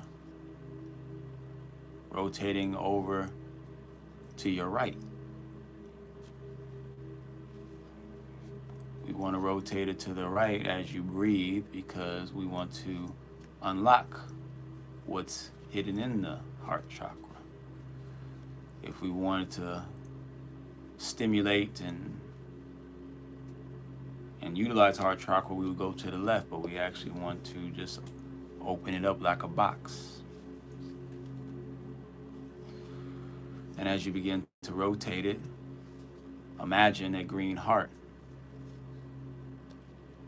And that green heart is pulsating. And every pulse, boom, boom, boom, boom, it lights up. And you take a deep breath. And as you breathe out, that heart starts to unfold itself like a gift. And as it unfolds itself, there is a box that's yellow underneath it with a red ribbon. And then you take a deep breath. And that box, that yellow box opens up, and underneath that is a red box.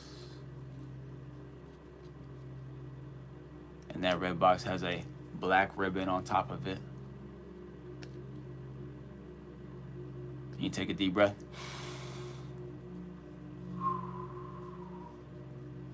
We see smoke start to come out of that box. You can feel the heat from that box. And that heat starts to spread itself throughout your body. You take a deep breath. That box starts to slowly melt away, and all that's left is a black flame in the shape of a heart.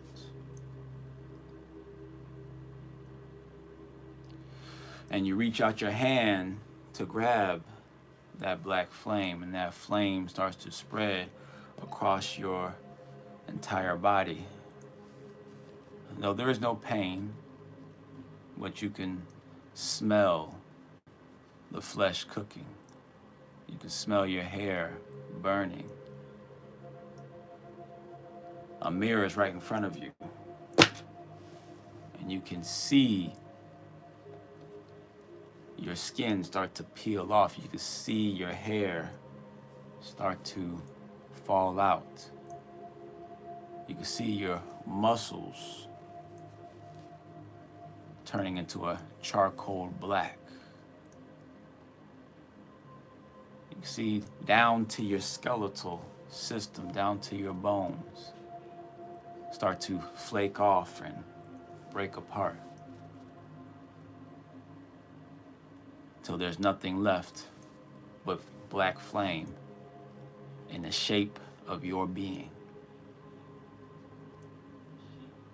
And on the count of 3, 1, 2, 3, boom. It is just you, all naked, no clothes on, Not even hair. No eyebrows. It's just you.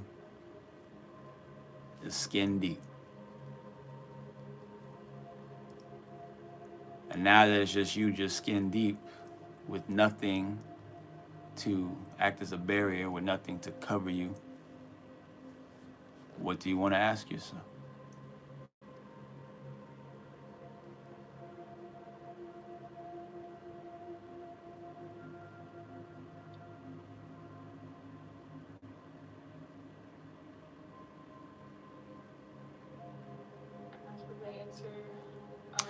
What I Yeah. asked myself. What do you want to ask yourself? What do you want to know from the naked truth from yourself?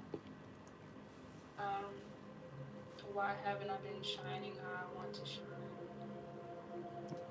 Ashe. What do you mean by that? Are you not already beautiful? Are you not already brilliant? Are you not already talented? What is this shining that you're not doing, but you already have?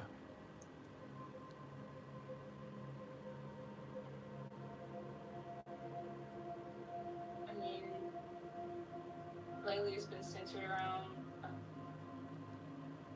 my authenticity and like showing up in my raw expression. And I feel like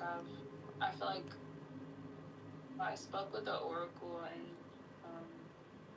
she confirmed to me like what I already knew, that since my childhood, it's been like not a safe space for me to express. So that's why I feel like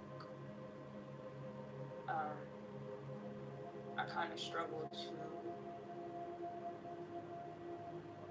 like put myself out there. And I've been wanting to help people. Keep your eyes closed. Wanting to help people with the same things that I've been struggling with too. You want to help people with what you're struggling with, but you're still struggling. Is that right? Yeah, pretty much. Right, that is the naked truth, right? Do you feel that if you help other people that they're struggling with the same thing that you're struggling with, if you were to cure other people of that struggle, do you feel that that would cure you of yours? Well, I feel like it's the other way around. I feel like I have to do it first and then. So if you feel like you have to do it first, then why are you concerned about other people's struggles?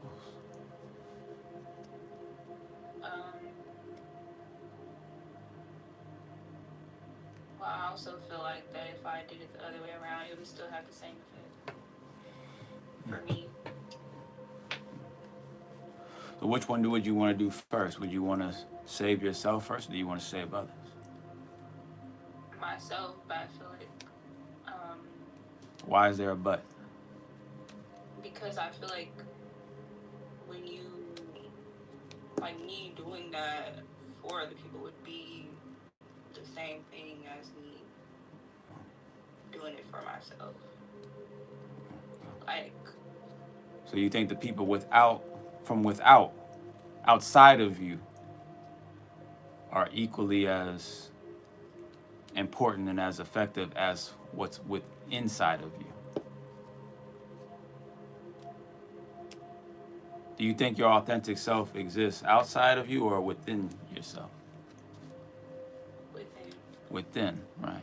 So when you're saying that you think the same thing would happen when trying to help people who are outside of self, let me put it to you this way. While your eyes are still closed and you're still seeing yourself and your beautiful nakedness, right? If someone were to come to you and start criticizing you in a negative way, would you automatically take that as truth?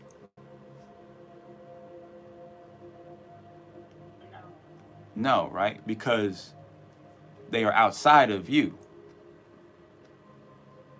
So then in your healing, it wouldn't make sense to then say that it's an equal representation of what's happening inside of you by trying to heal other people who are outside of you. Because you wouldn't take their negativity to represent your inside, so you can't necessarily take their positivity either. You could heal all kind of people. You could help all kind of people outside of self and still be broken on the inside. Did you know that? Yeah. Right. I think you do know that. You know, and like you said, you want to be your authentic self. Well, authentically, I believe that you know in your most rawest form, your rawest self, I think that you know that there's some safety concerns within yourself that needs to be addressed, and that there is no amount of people you could help in this world that would ever fix that issue.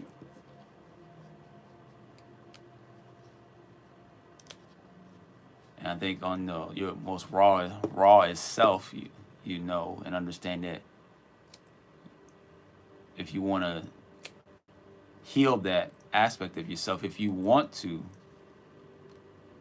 be able to unlock that full expression of yourself, you're just going to have to focus on self and actually box out, to a certain extent, other people and their struggles and their issues.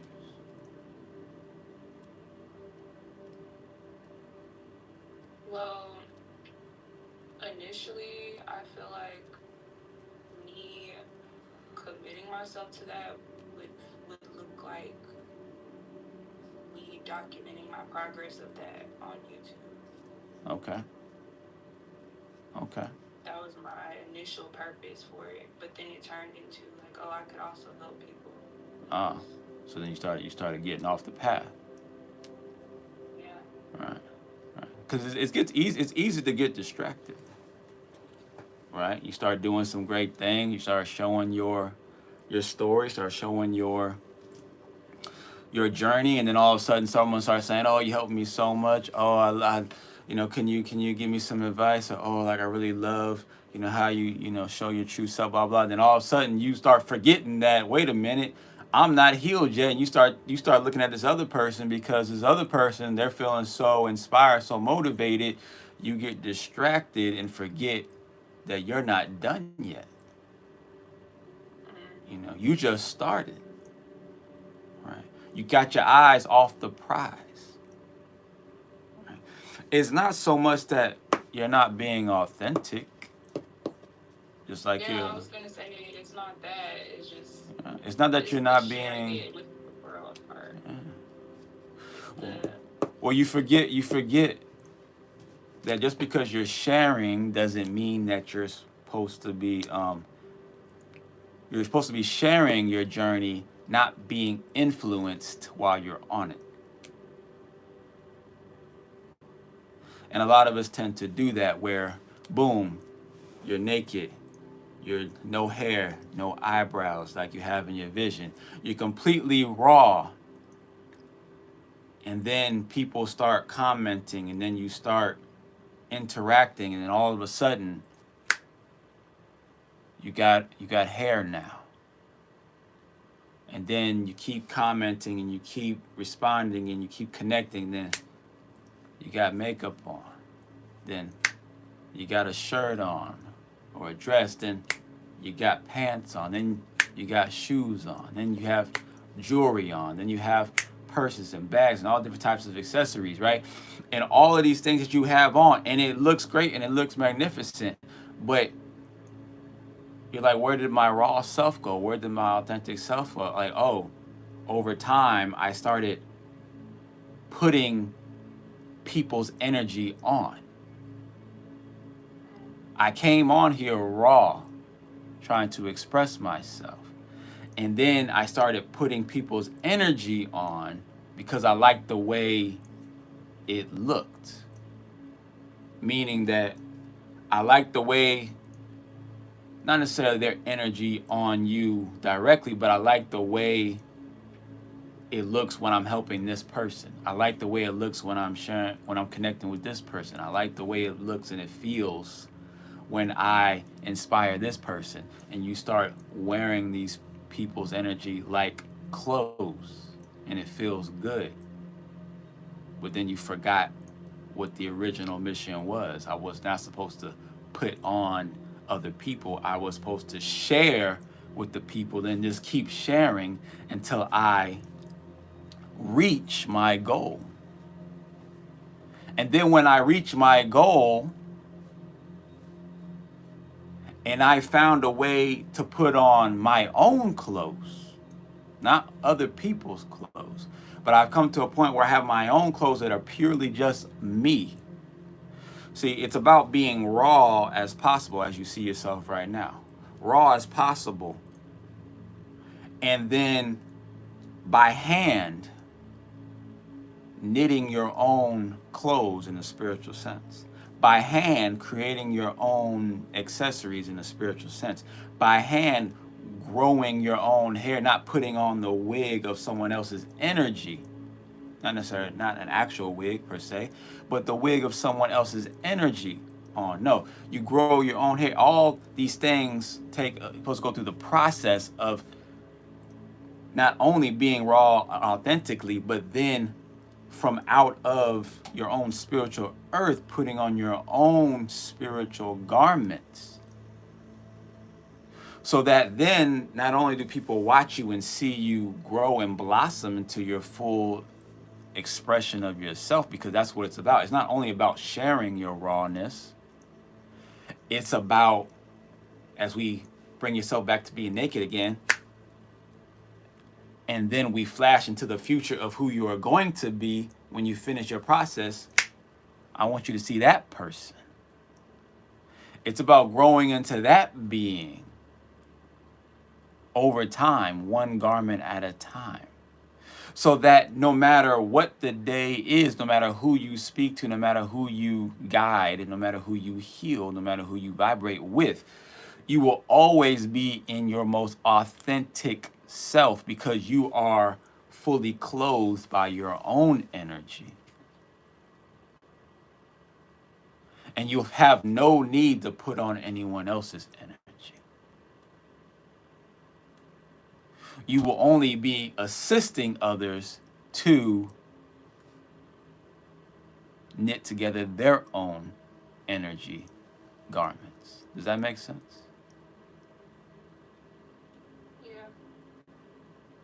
Ashe. So now, I want you to go back to 1, 2, 3, boom, back to being naked once again. And I want you to see yourself, take a deep breath, and see a green glow in your heart chakra, emanating, pulsating, vibrating.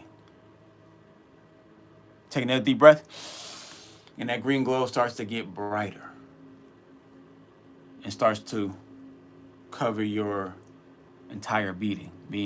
And take another deep breath, and now this green light is like a sphere, like an orb around your entire body. It's about 6 feet out. And take one more deep breath, and that green light collapses into the heart.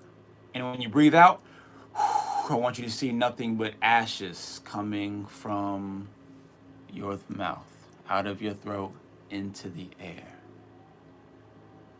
And let that be all of the excess garments and all of the excess energy and all of the energy from outside of you. Let that be released into the ethers. Let all of the thoughts, be it positive or negative, be all of the projected fears upon you, be all of the heartbreaks that are projected on you, be all of the desires that are projected on you, be all of the wishes and lusts that are projected on you, be released into the air, into the ethers. Let all of the hate that is projected on you be released into the ethers. Let all the jealousy, let all the worries and the concerns, let all the wishes, let all the hurt and the pain, let all the struggles be released from out of your being, and let it float into the ashes of the ether.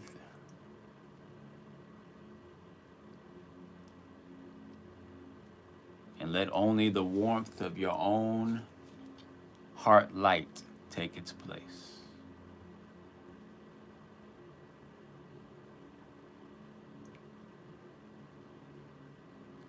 Let yourself be filled up with your own love, your own happiness,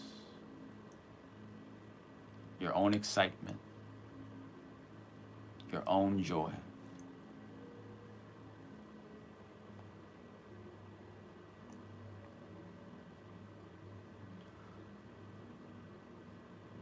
Accept only your own fears.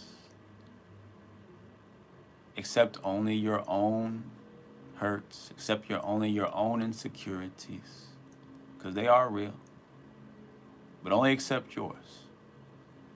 Do not accept the burdens of others. And look at them. Look at yourself as those things. And then give yourself permission to accept them as a part of your life. And accept that they have a role, and they've played a role, and they will continue to play a role, but they don't have to play the same role forever. Let these quote-unquote negative aspects of yourself know that, hey, there's new roles you can play, more important roles you can play. You don't have to make me feel fearful just to express myself. You don't have to make me feel fearful just to be myself. No. How about you just alert me when I'm in danger, real danger? When someone is, maybe they want to try to rob me, then let me know, right? Maybe someone's trying to steal from me, then let me know. Then alert me. Maybe a bad storm is coming. Let me know how to avoid the storm. Right? We don't have to get rid of fear or insecurities, but we can just give them a new role, give them a new position. Like, hey, I'm safe. I'm protected. There might have been a time where I wasn't as safe. There might have been a time where I wasn't as protected.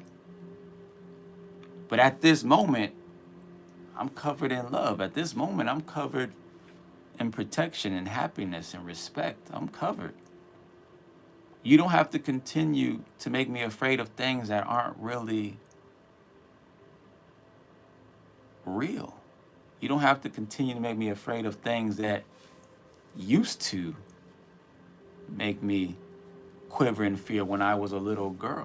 I'm a grown woman now. We can be concerned about more grown things. And if you allow me to live a more fruitful life, a more successful life, a more expressive life, then I promise you that we won't be in danger. In fact, we'll be even safer. Because I'll be more in tune with myself, and I will be able to follow my most successful path, which could only bring the highest level of protection.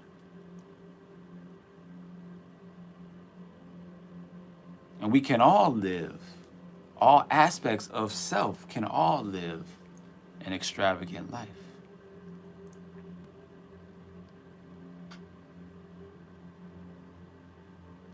And now I want you to see yourself hugging yourself, accepting yourself, accepting this new perspective, accepting the idea that you don't have to get in the way of yourself, accepting that you trust that whatever you express will actually create a more positive and powerful environment.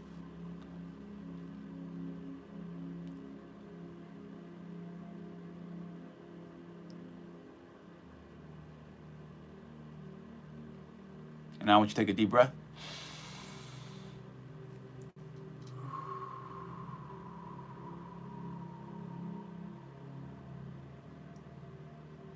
Take another deep breath.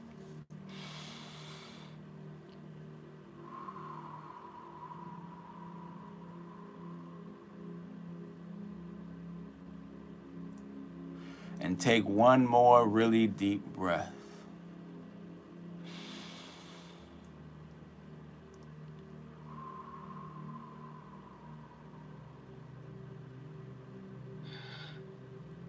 Now you may open your eyes.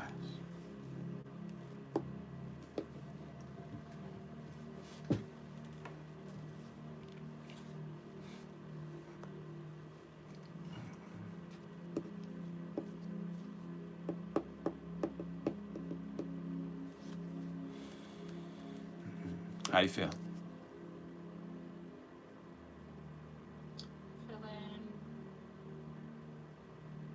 Feeling much more like I'm more in myself and like deeply rooted in myself and feeling more accepting of what is. And while during the meditation, I did feel what came up when where you said that I needed to cry. Mm-hmm. Yeah, I did feel that come up. Yeah, I saw it for a split second. I saw it in you, like show up a little bit, but you know, it's just not time yet. It's just not that time yet. But so I understand what you're saying. And What do you mean? oh, I mean, like just how you said you felt it. Well, you know, first I felt it, right, and then eventually you said, I guess you felt that crying type of concept or energy, right, or whatever that energy was connected to it. Whenever you felt it, I saw it, like in your face, I guess you could say. But I knew it wasn't quite ready to be uncovered right now, right? But I was glad to see you that you saw it though. Yeah. You know, that was all I was like, okay, I can see she sees it, right? Which means that that's good. So that means that it'll make it easier next time you can uncover it. You can uncover that, right? The first step is always acknowledging first. It's always acknowledging, right? And just how, see, I said I felt that you needed to cry, right? And then no matter how you seem like you didn't really resonate with that idea, I didn't care because I know what I felt. And I felt other things too. I felt a lot in my heart. Not just the heart chakra. I started off with the heart chakra, then I actually felt my heart itself, right? Which is, even though it's connected to the heart chakra, it has a slightly different meaning though. When you're dealing with the heart versus the heart chakra, they do have slightly different meanings. But though you said that you didn't quite know or feel or quite what resonated right away with that, it didn't matter because I trusted myself, right? And that's the type of, see, that's what it means to trust. Or even if someone tells you, like, nah, that's completely wrong, you still believe, like, no, I know what I felt, I know what I've heard, I know what I downloaded, that's the truth. Right? And That's just an example, and that's how. But in order to do that, like you said, you have to be vulnerable, though, right? Yeah. You got to be vulnerable enough to be like, what if I'm wrong? Like, what I'm like, what if I'm wrong? What if there is nothing that you want to cry about? I'm vulnerable enough to be like, I'm gonna go full out and say, no, this is what I felt, this is what it is, and if I'm wrong, then I guess I was supposed to be wrong then, right? But I'm not gonna question it. I'm not gonna dance around. I'm gonna stick to what I felt, right? And that's an example of being vulnerable, but not necessarily in the way we typically think of vulnerability, right?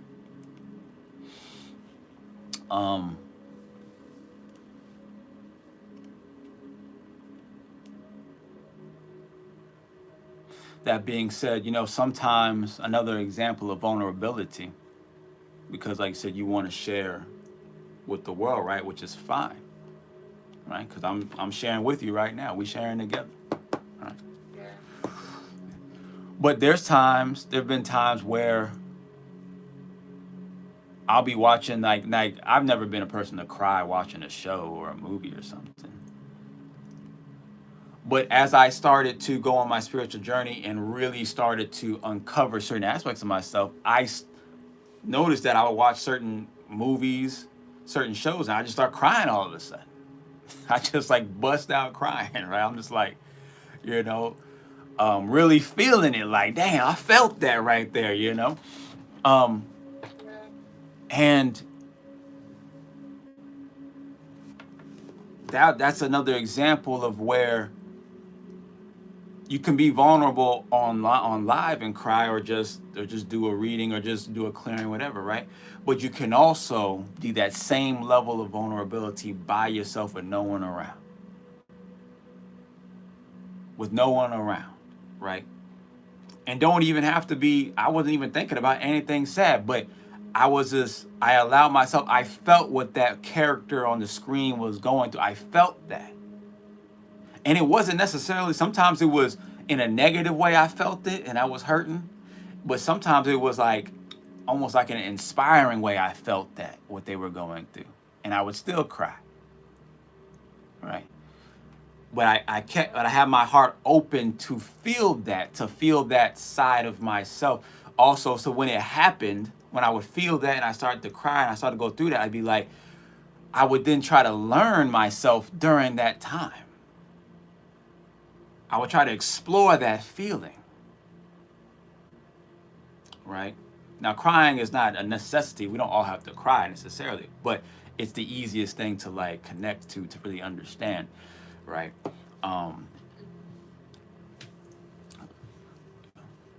That being said,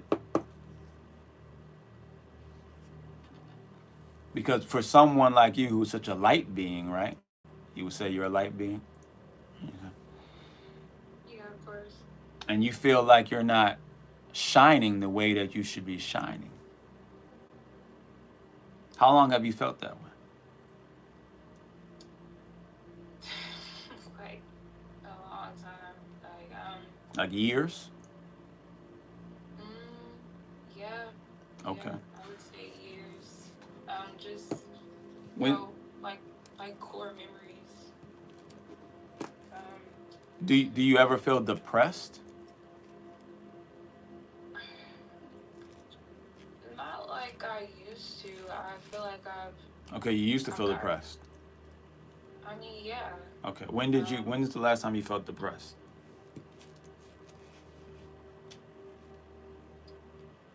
Like truly depressed.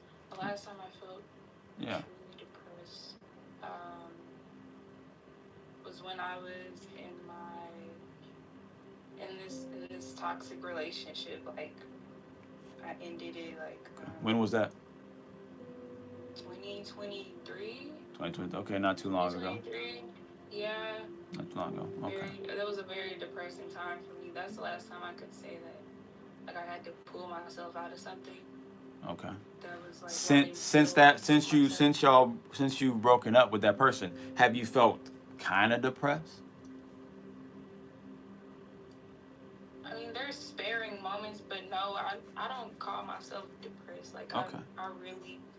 I've improved a lot. Like, I really don't. No, I mean, no, I'm get those fine. I don't get those type of, like, thoughts anymore, where it's like, What type of thought? like, I used to get thoughts where it'd be like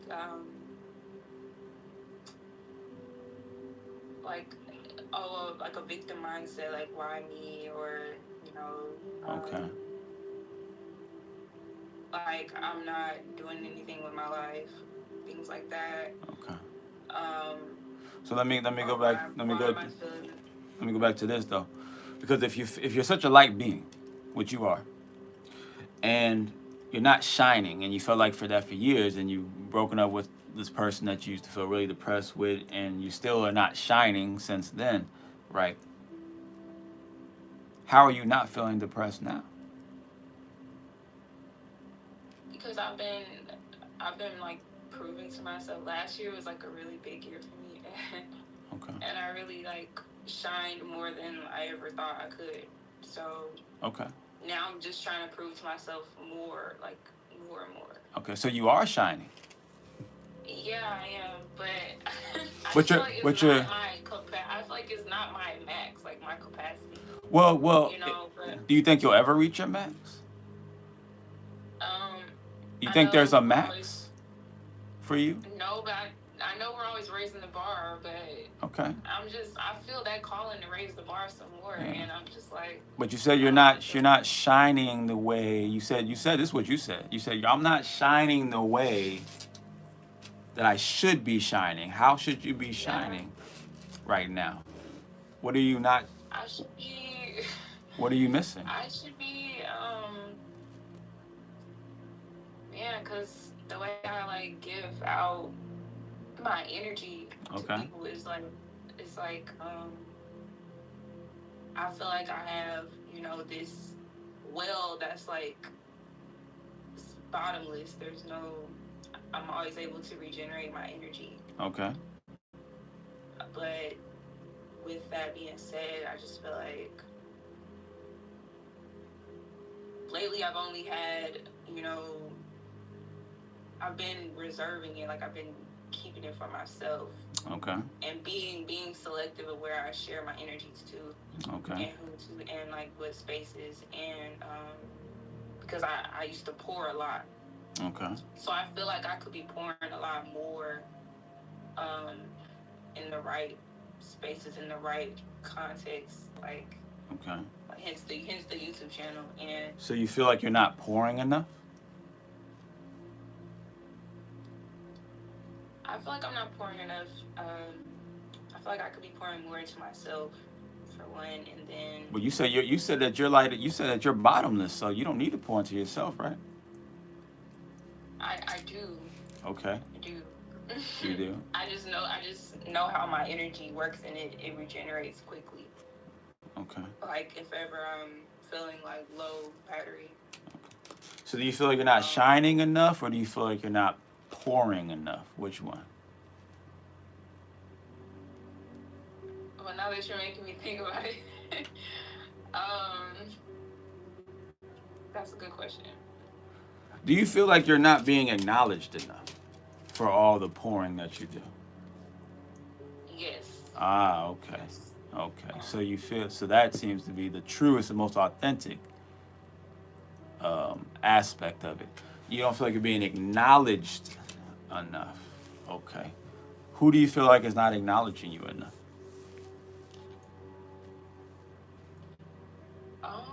Would you say it's like YouTube itself, or do you think you're not getting enough acknowledgement from YouTube? Do you think it's not getting enough acknowledgement from certain family members or friends, or like who do you think it is that you're not getting acknowledgement? To be on the safe side, we can just say everybody that I've poured into. Everybody that you poured into? Okay, so you're saying that none of them have poured back into you, or none of them have acknowledged you enough? Not to the capacity that I pour. No, Okay. I don't think it's reciprocated. Okay. So what would you like for people to do for you? What do you feel like you're missing from those people you're pouring into? What would make you feel reciprocated? Support, encouragement to the things that I have my heart set to in this world.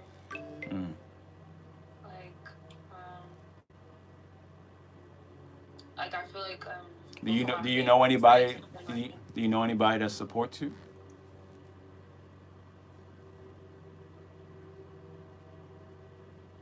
My sisters. Okay.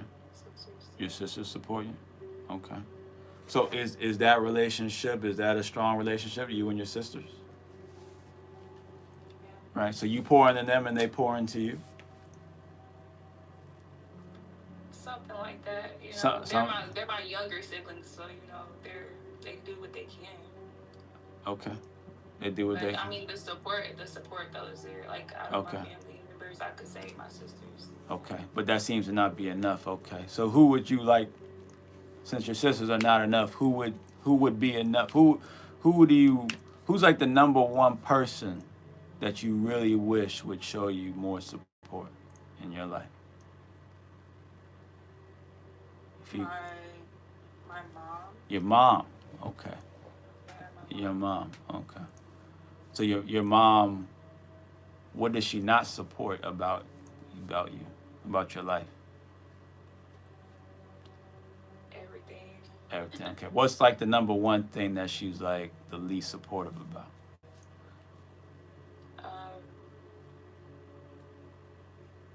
Our beliefs, our spiritual beliefs are different. Okay. And What's her spiritual belief? She's a heavy Christian. She's a heavy Christian. I don't really. Her beliefs are in Jesus. Okay. So, do y'all have like arguments about that? Yeah, often. Well, here and there. I'm gonna speak my mind about my beliefs. Okay. But they're not purposeful. So when y'all have these type of conversations, what about it is it that you argue about? About when it comes to,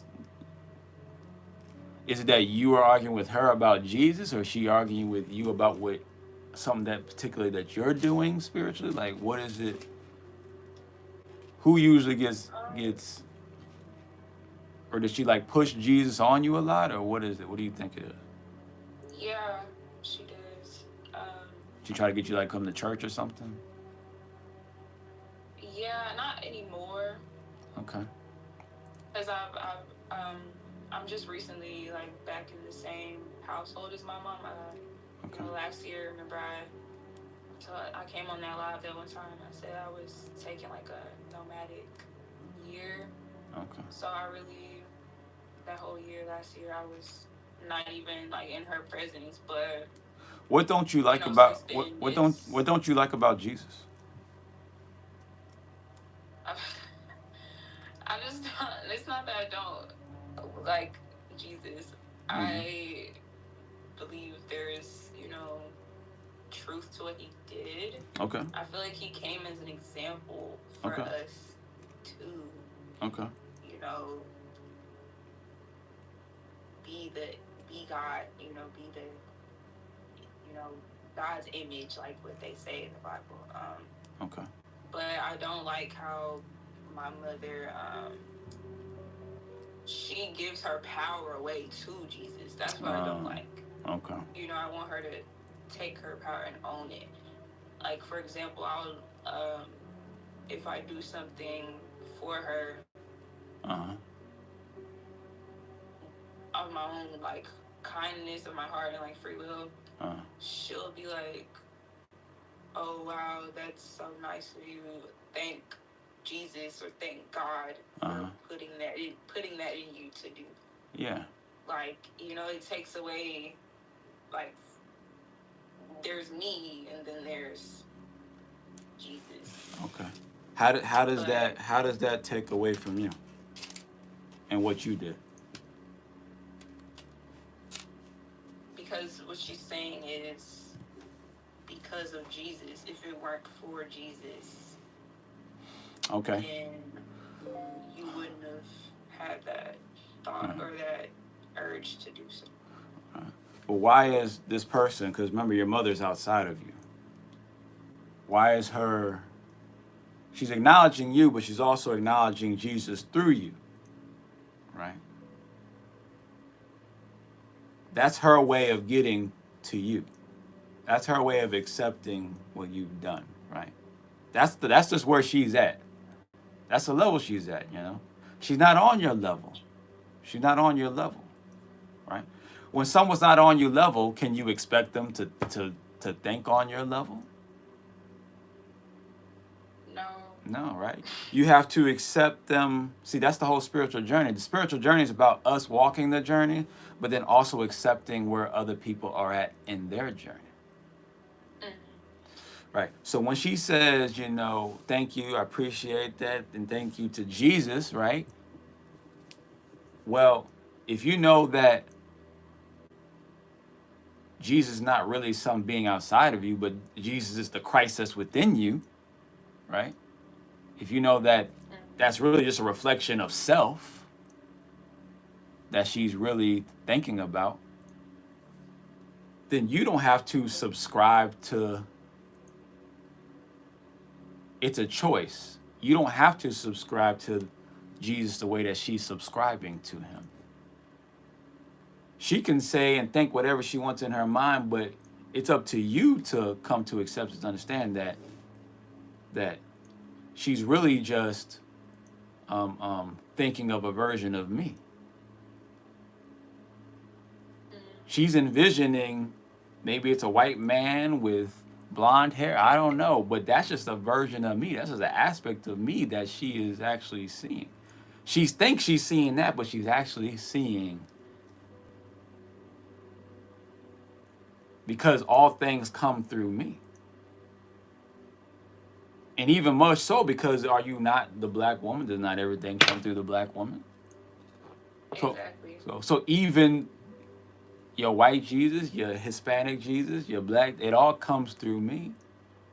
Well, our last conversation or debate was about Jesus and God. I said that they're not the same thing. I said in the Bible they're not the same person. Like, they're not the same. Right. But, you know, in a sense, they are. In a sense, right. And how does she feel about that? About you saying that? Well, she started quoting the Bible.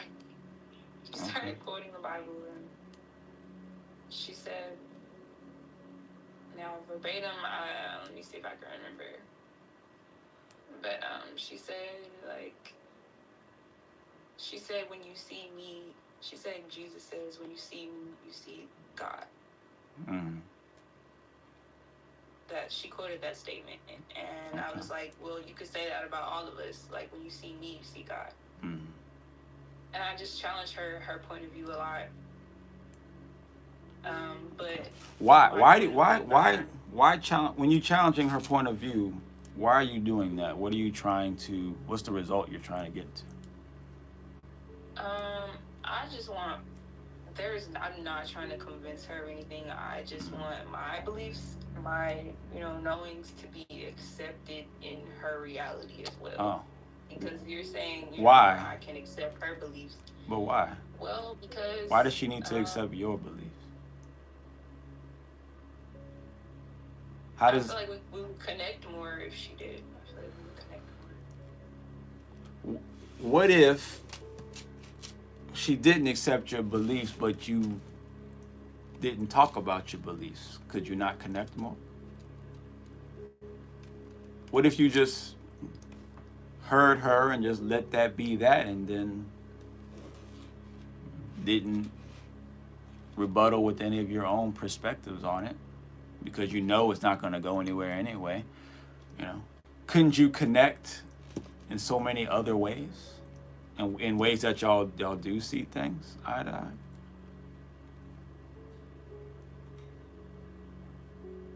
Yeah. I mean, Like, Yeah, do we you have to could. connect with the same spiritual understandings in order to connect? No, no, but that's just the main thing. Like, but that's one of many things, Oh yeah, that I we understand. don't see eye to eye on. So it's not just that, but I feel like that's probably a big one. But Hmm.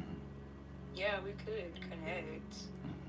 I just sometimes I don't know how because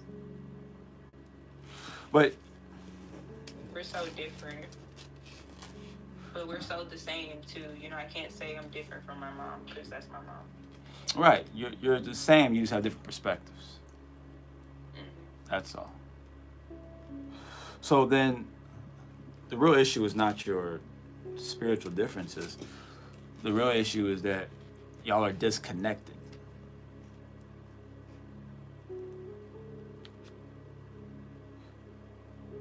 How long have you been? Yeah. How long have you been disconnected? God. I mean, Man, you wanted to be yeah, on here. for You wanted to be raw, right? So how I long have you know. been disconnected? Like for years, as long as I can remember. As long as As you long can as I can remember. remember. Like since you were like But what, 5? yeah, yeah, when you in the meditation, when you brought up hate and jealousy, I actually thought of my mom.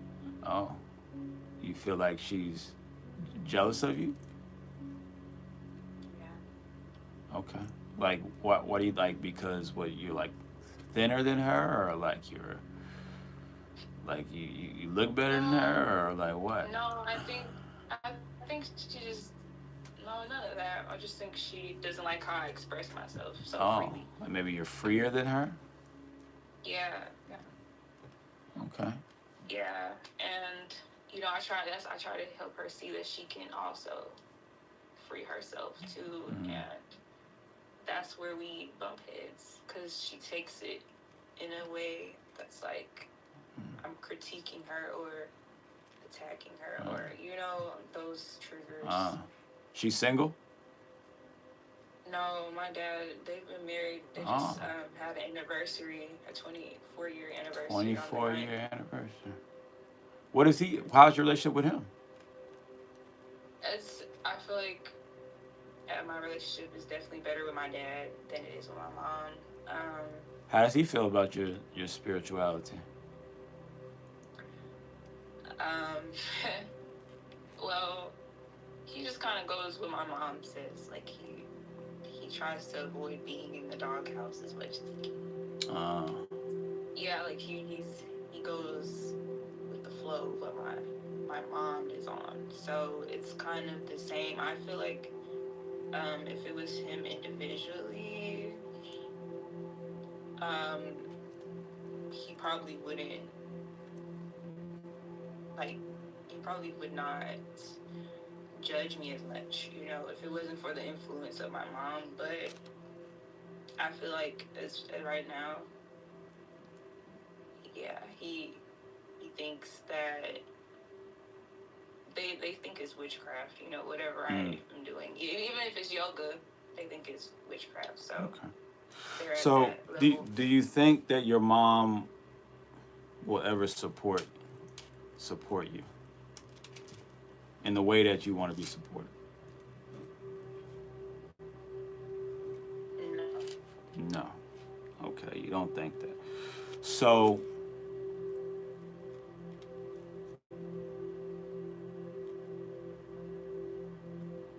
and do you think that the support that you're looking for just from people in general, do you think you'll ever receive that support that you're looking for from people Yeah. in general?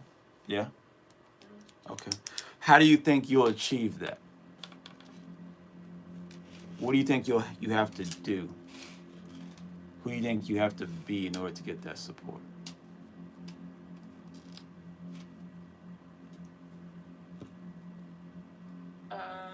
I think I just have to stay true to myself and Okay. show up as I feel called to show up. Okay. So you feel like you're already doing everything correctly. wouldn't say everything, but I feel like I'm in alignment, yeah. You feel like you're in alignment. Okay. You feel like you're in alignment, yet you feel out of alignment because you feel that you're not shining the way you're supposed to shine, and you feel like you're not being reciprocated in the way that you should be reciprocated. I didn't say I didn't feel out of alignment. I said that like I felt a blockage because I wasn't, giving it my all. No, I didn't say that you were. I didn't say that you felt out of alignment. I said you said right now you feel in alignment, Mm-hmm.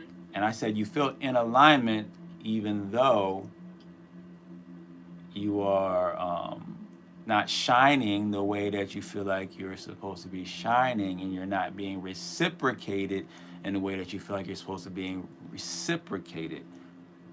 But you still feel in alignment though, which is fine because you can actually still be in alignment, and those all can be true at the same time. They can all be true at the same. In fact, they are all true at the same time, depending on how you perceive it, though, right?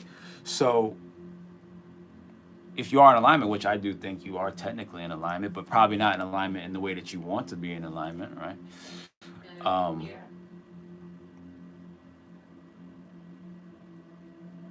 If you know that you're in alignment, then why can't you accept the level of reciprocation that you're already receiving? And why can't you accept the level of shine that you already have? Why can't you just accept that and be okay with that and be at peace with that? Why do you feel the need to desire more? Why is it not enough already?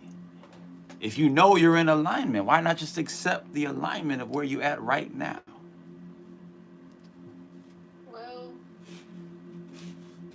You can still move forward and be totally accepting of the now.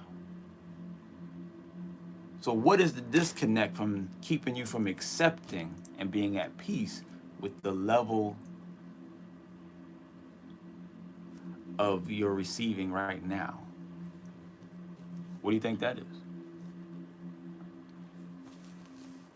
I felt like there was a point last year where I felt like I wasn't giving enough, so I felt like in order to receive more, I have to give more.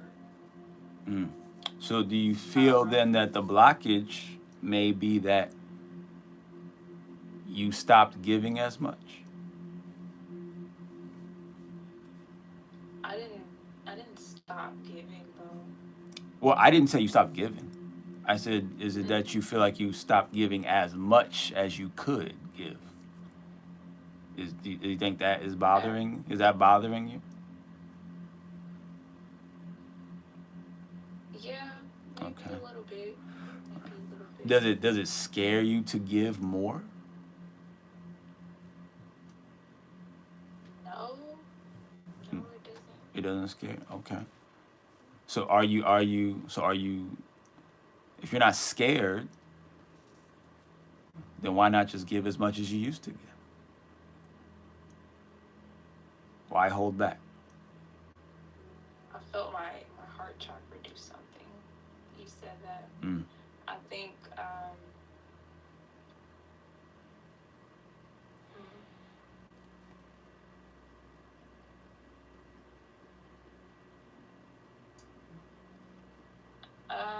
okay. I think there is like a feeling of that I won't. Okay, I feel like there's a feeling like I've been taken from. So that's making me not wanna. Well, it's making me want to, be reciprocated when I give. So I've been paying attention to. So you're saying exactly what is being reciprocated. Like I've been paying attention to that. Okay. Why do you need the reciprocation? Why is that necessity for you to give? Why do you need to be reciprocated? Because that's the flow of life. Like That's life. Okay, well, let me put it this way. Why do you have to be reciprocated from that person? If you, no, from any person, if you're giving like you normally give to whoever, according to the universal law, based on the way that you see it, right, you have to then receive the equivalent energy back, right? Yeah. So if you give the way that you know how to give and they don't reciprocate, does that mean that you won't receive your just due? No, it doesn't. Right. So wouldn't it just mean that it'll just come from somewhere else? Yeah. So then if you hold back, wouldn't that mean the universe will then hold back? Yeah. So maybe, I'm just kind of throwing it out there. Maybe you're not shining as much because maybe you're just not shining as much. Yeah. Yeah. Because when the sun shines, it pours into the earth. When you shine, you pour into other people. I don't know if you noticed, the earth isn't really sending anything back to the sun. But it doesn't mean that the sun's not receiving anything. What is the sun receiving? What is it receiving? That's a good question. That's probably beyond my understanding, right? At this moment. I'm not going to admit that I know exactly what it is. But if I had to kind of guess, well, what I'll do is look at it this way. Isn't the sun known as this infinite ball of energy? Yeah. Right. And would you say that the sun is a living being? Yes. Yes. Would you say that the planets are living beings? Absolutely. Right. Now the sun, to me, is greater than any of us. On the hierarchy of beings, the sun is at a higher level, right? I'm trying to be like the sun. Right. That's my mentor, is the sun. Right. And based on my mentor, the sun, I've noticed that the sun doesn't complain. The sun doesn't worry about what other stars are saying and what other planets are saying. In fact, the sun's not even worried about what it receives from the earth. It's the sun's just doing its thing. And somehow the sun never runs out of energy. So there must be something in the universe refueling the sun. I don't know what it is, but I know it's something. That's exactly how I feel as a person. Right. And as long as the sun, because think about it, do any of the planets ever stop revolving around the sun? No. So, as long as the sun's doing its thing, all the planets will forever acknowledge that sun. And maybe that's all the sun needs. I don't know. But as long as it keeps doing its thing, is it not the center of our solar system? Right. The solar system is like its own little universe. It's the center of its own universe as long as it keeps being the sun. And as long as it keeps being the sun, the universe keeps pouring into a greater being. See, it's not worried about a little bitty Earth pouring into, or Mercury pouring into, or Jupiter. It's like, no, there's a whole nother being at a whole nother level that's pouring into me. That's why I'm so infinite. So when you're the sun and you're pouring into other people and you're like, why isn't, this little bitty planet known as Neptune? Maybe that's my mom. This little bitty planet, known as Mars. Maybe that's my dad. You're supposed to be the sun, and you're sitting here worried about these little planets pouring back into you. That's not, they can't, they're not even capable of doing that. You want them to reciprocate, they can't shine like you. They're not the sun. the source that you're going to get the reciprocation from is a whole higher being. It's a whole higher energy. And I think, even if you don't know that energy directly, you can feel that energy, right? You can feel this higher being that's pouring into you all the time. And that lack of shine is the lack of pouring, because your cup is too full because you haven't poured enough out to allow new energy to flow back into you. Does that make sense? Ashe.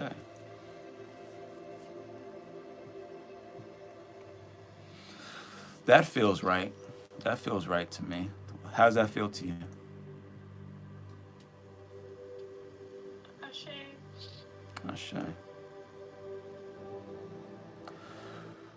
You think it's a good place to stop right there? Thank you. I needed to hear that. Ashe. And I hope to see you again tomorrow. And yeah, I like to hear in the future about how much sunlight you are pouring into others, and how you're fully shining once again. I hope to hear that story next time. Ashe. Yeah, you know. Ashe. Peace, love, and light. I will catch you next time. Thank you. Love to everybody in the comments. You're welcome. Ashe.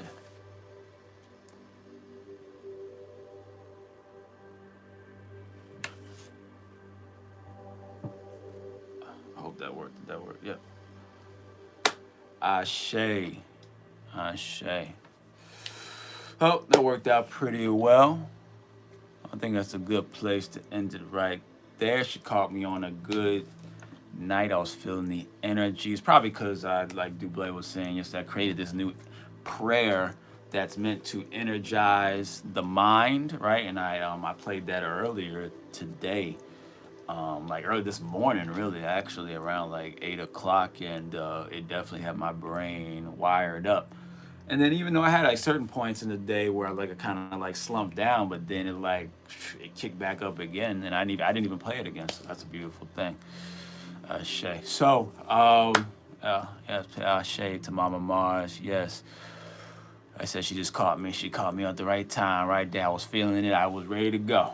So I think that's a good place to stop.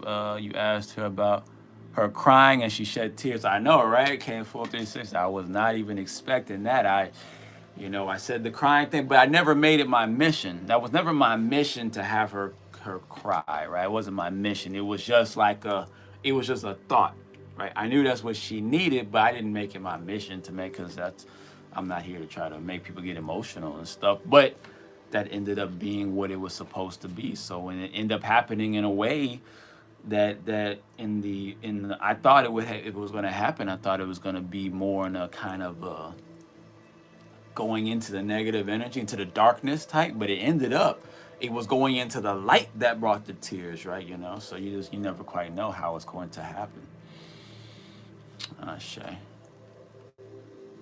I mean, crying can definitely be a good thing. Could be a good thing, could be a bad thing. It all depends. In this case, I knew that it would be a good thing because I felt that it needed to happen. Right? And I just trusted myself. That's what needed to happen. I didn't second guess myself, and I didn't contemplate with myself, and I didn't question myself, right? I just went along with it and not worried about right, wrong, or indifferent. But I also do the proper spiritual work to allow myself to trust that, so it's more than just about trusting, believing, but you put in enough work. It's just like playing basketball. You put in enough shots, eventually you're going to trust that I'm going to make this shot when I shoot this, right? Shame.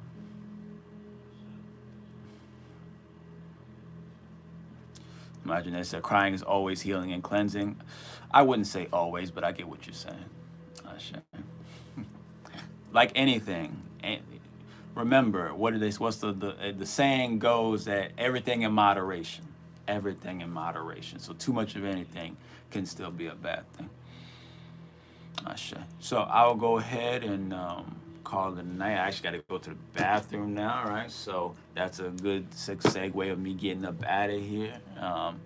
I will say, so the sun not in the solar, but not universal, folks. We're gonna have to go back. Lori Smith, we have to come back to that one. The sun is in the solar, but not universe. So folks on the moon manifestation. I gotta like think about that one. I gotta think about that one. That one's like I need time to think about it and digest that question. Shay. So I will catch y'all tomorrow. We'll both me and Duublé catch y'all tomorrow. So Ashe Asante and Amen. Ime Kamalika. It is done. Ashe.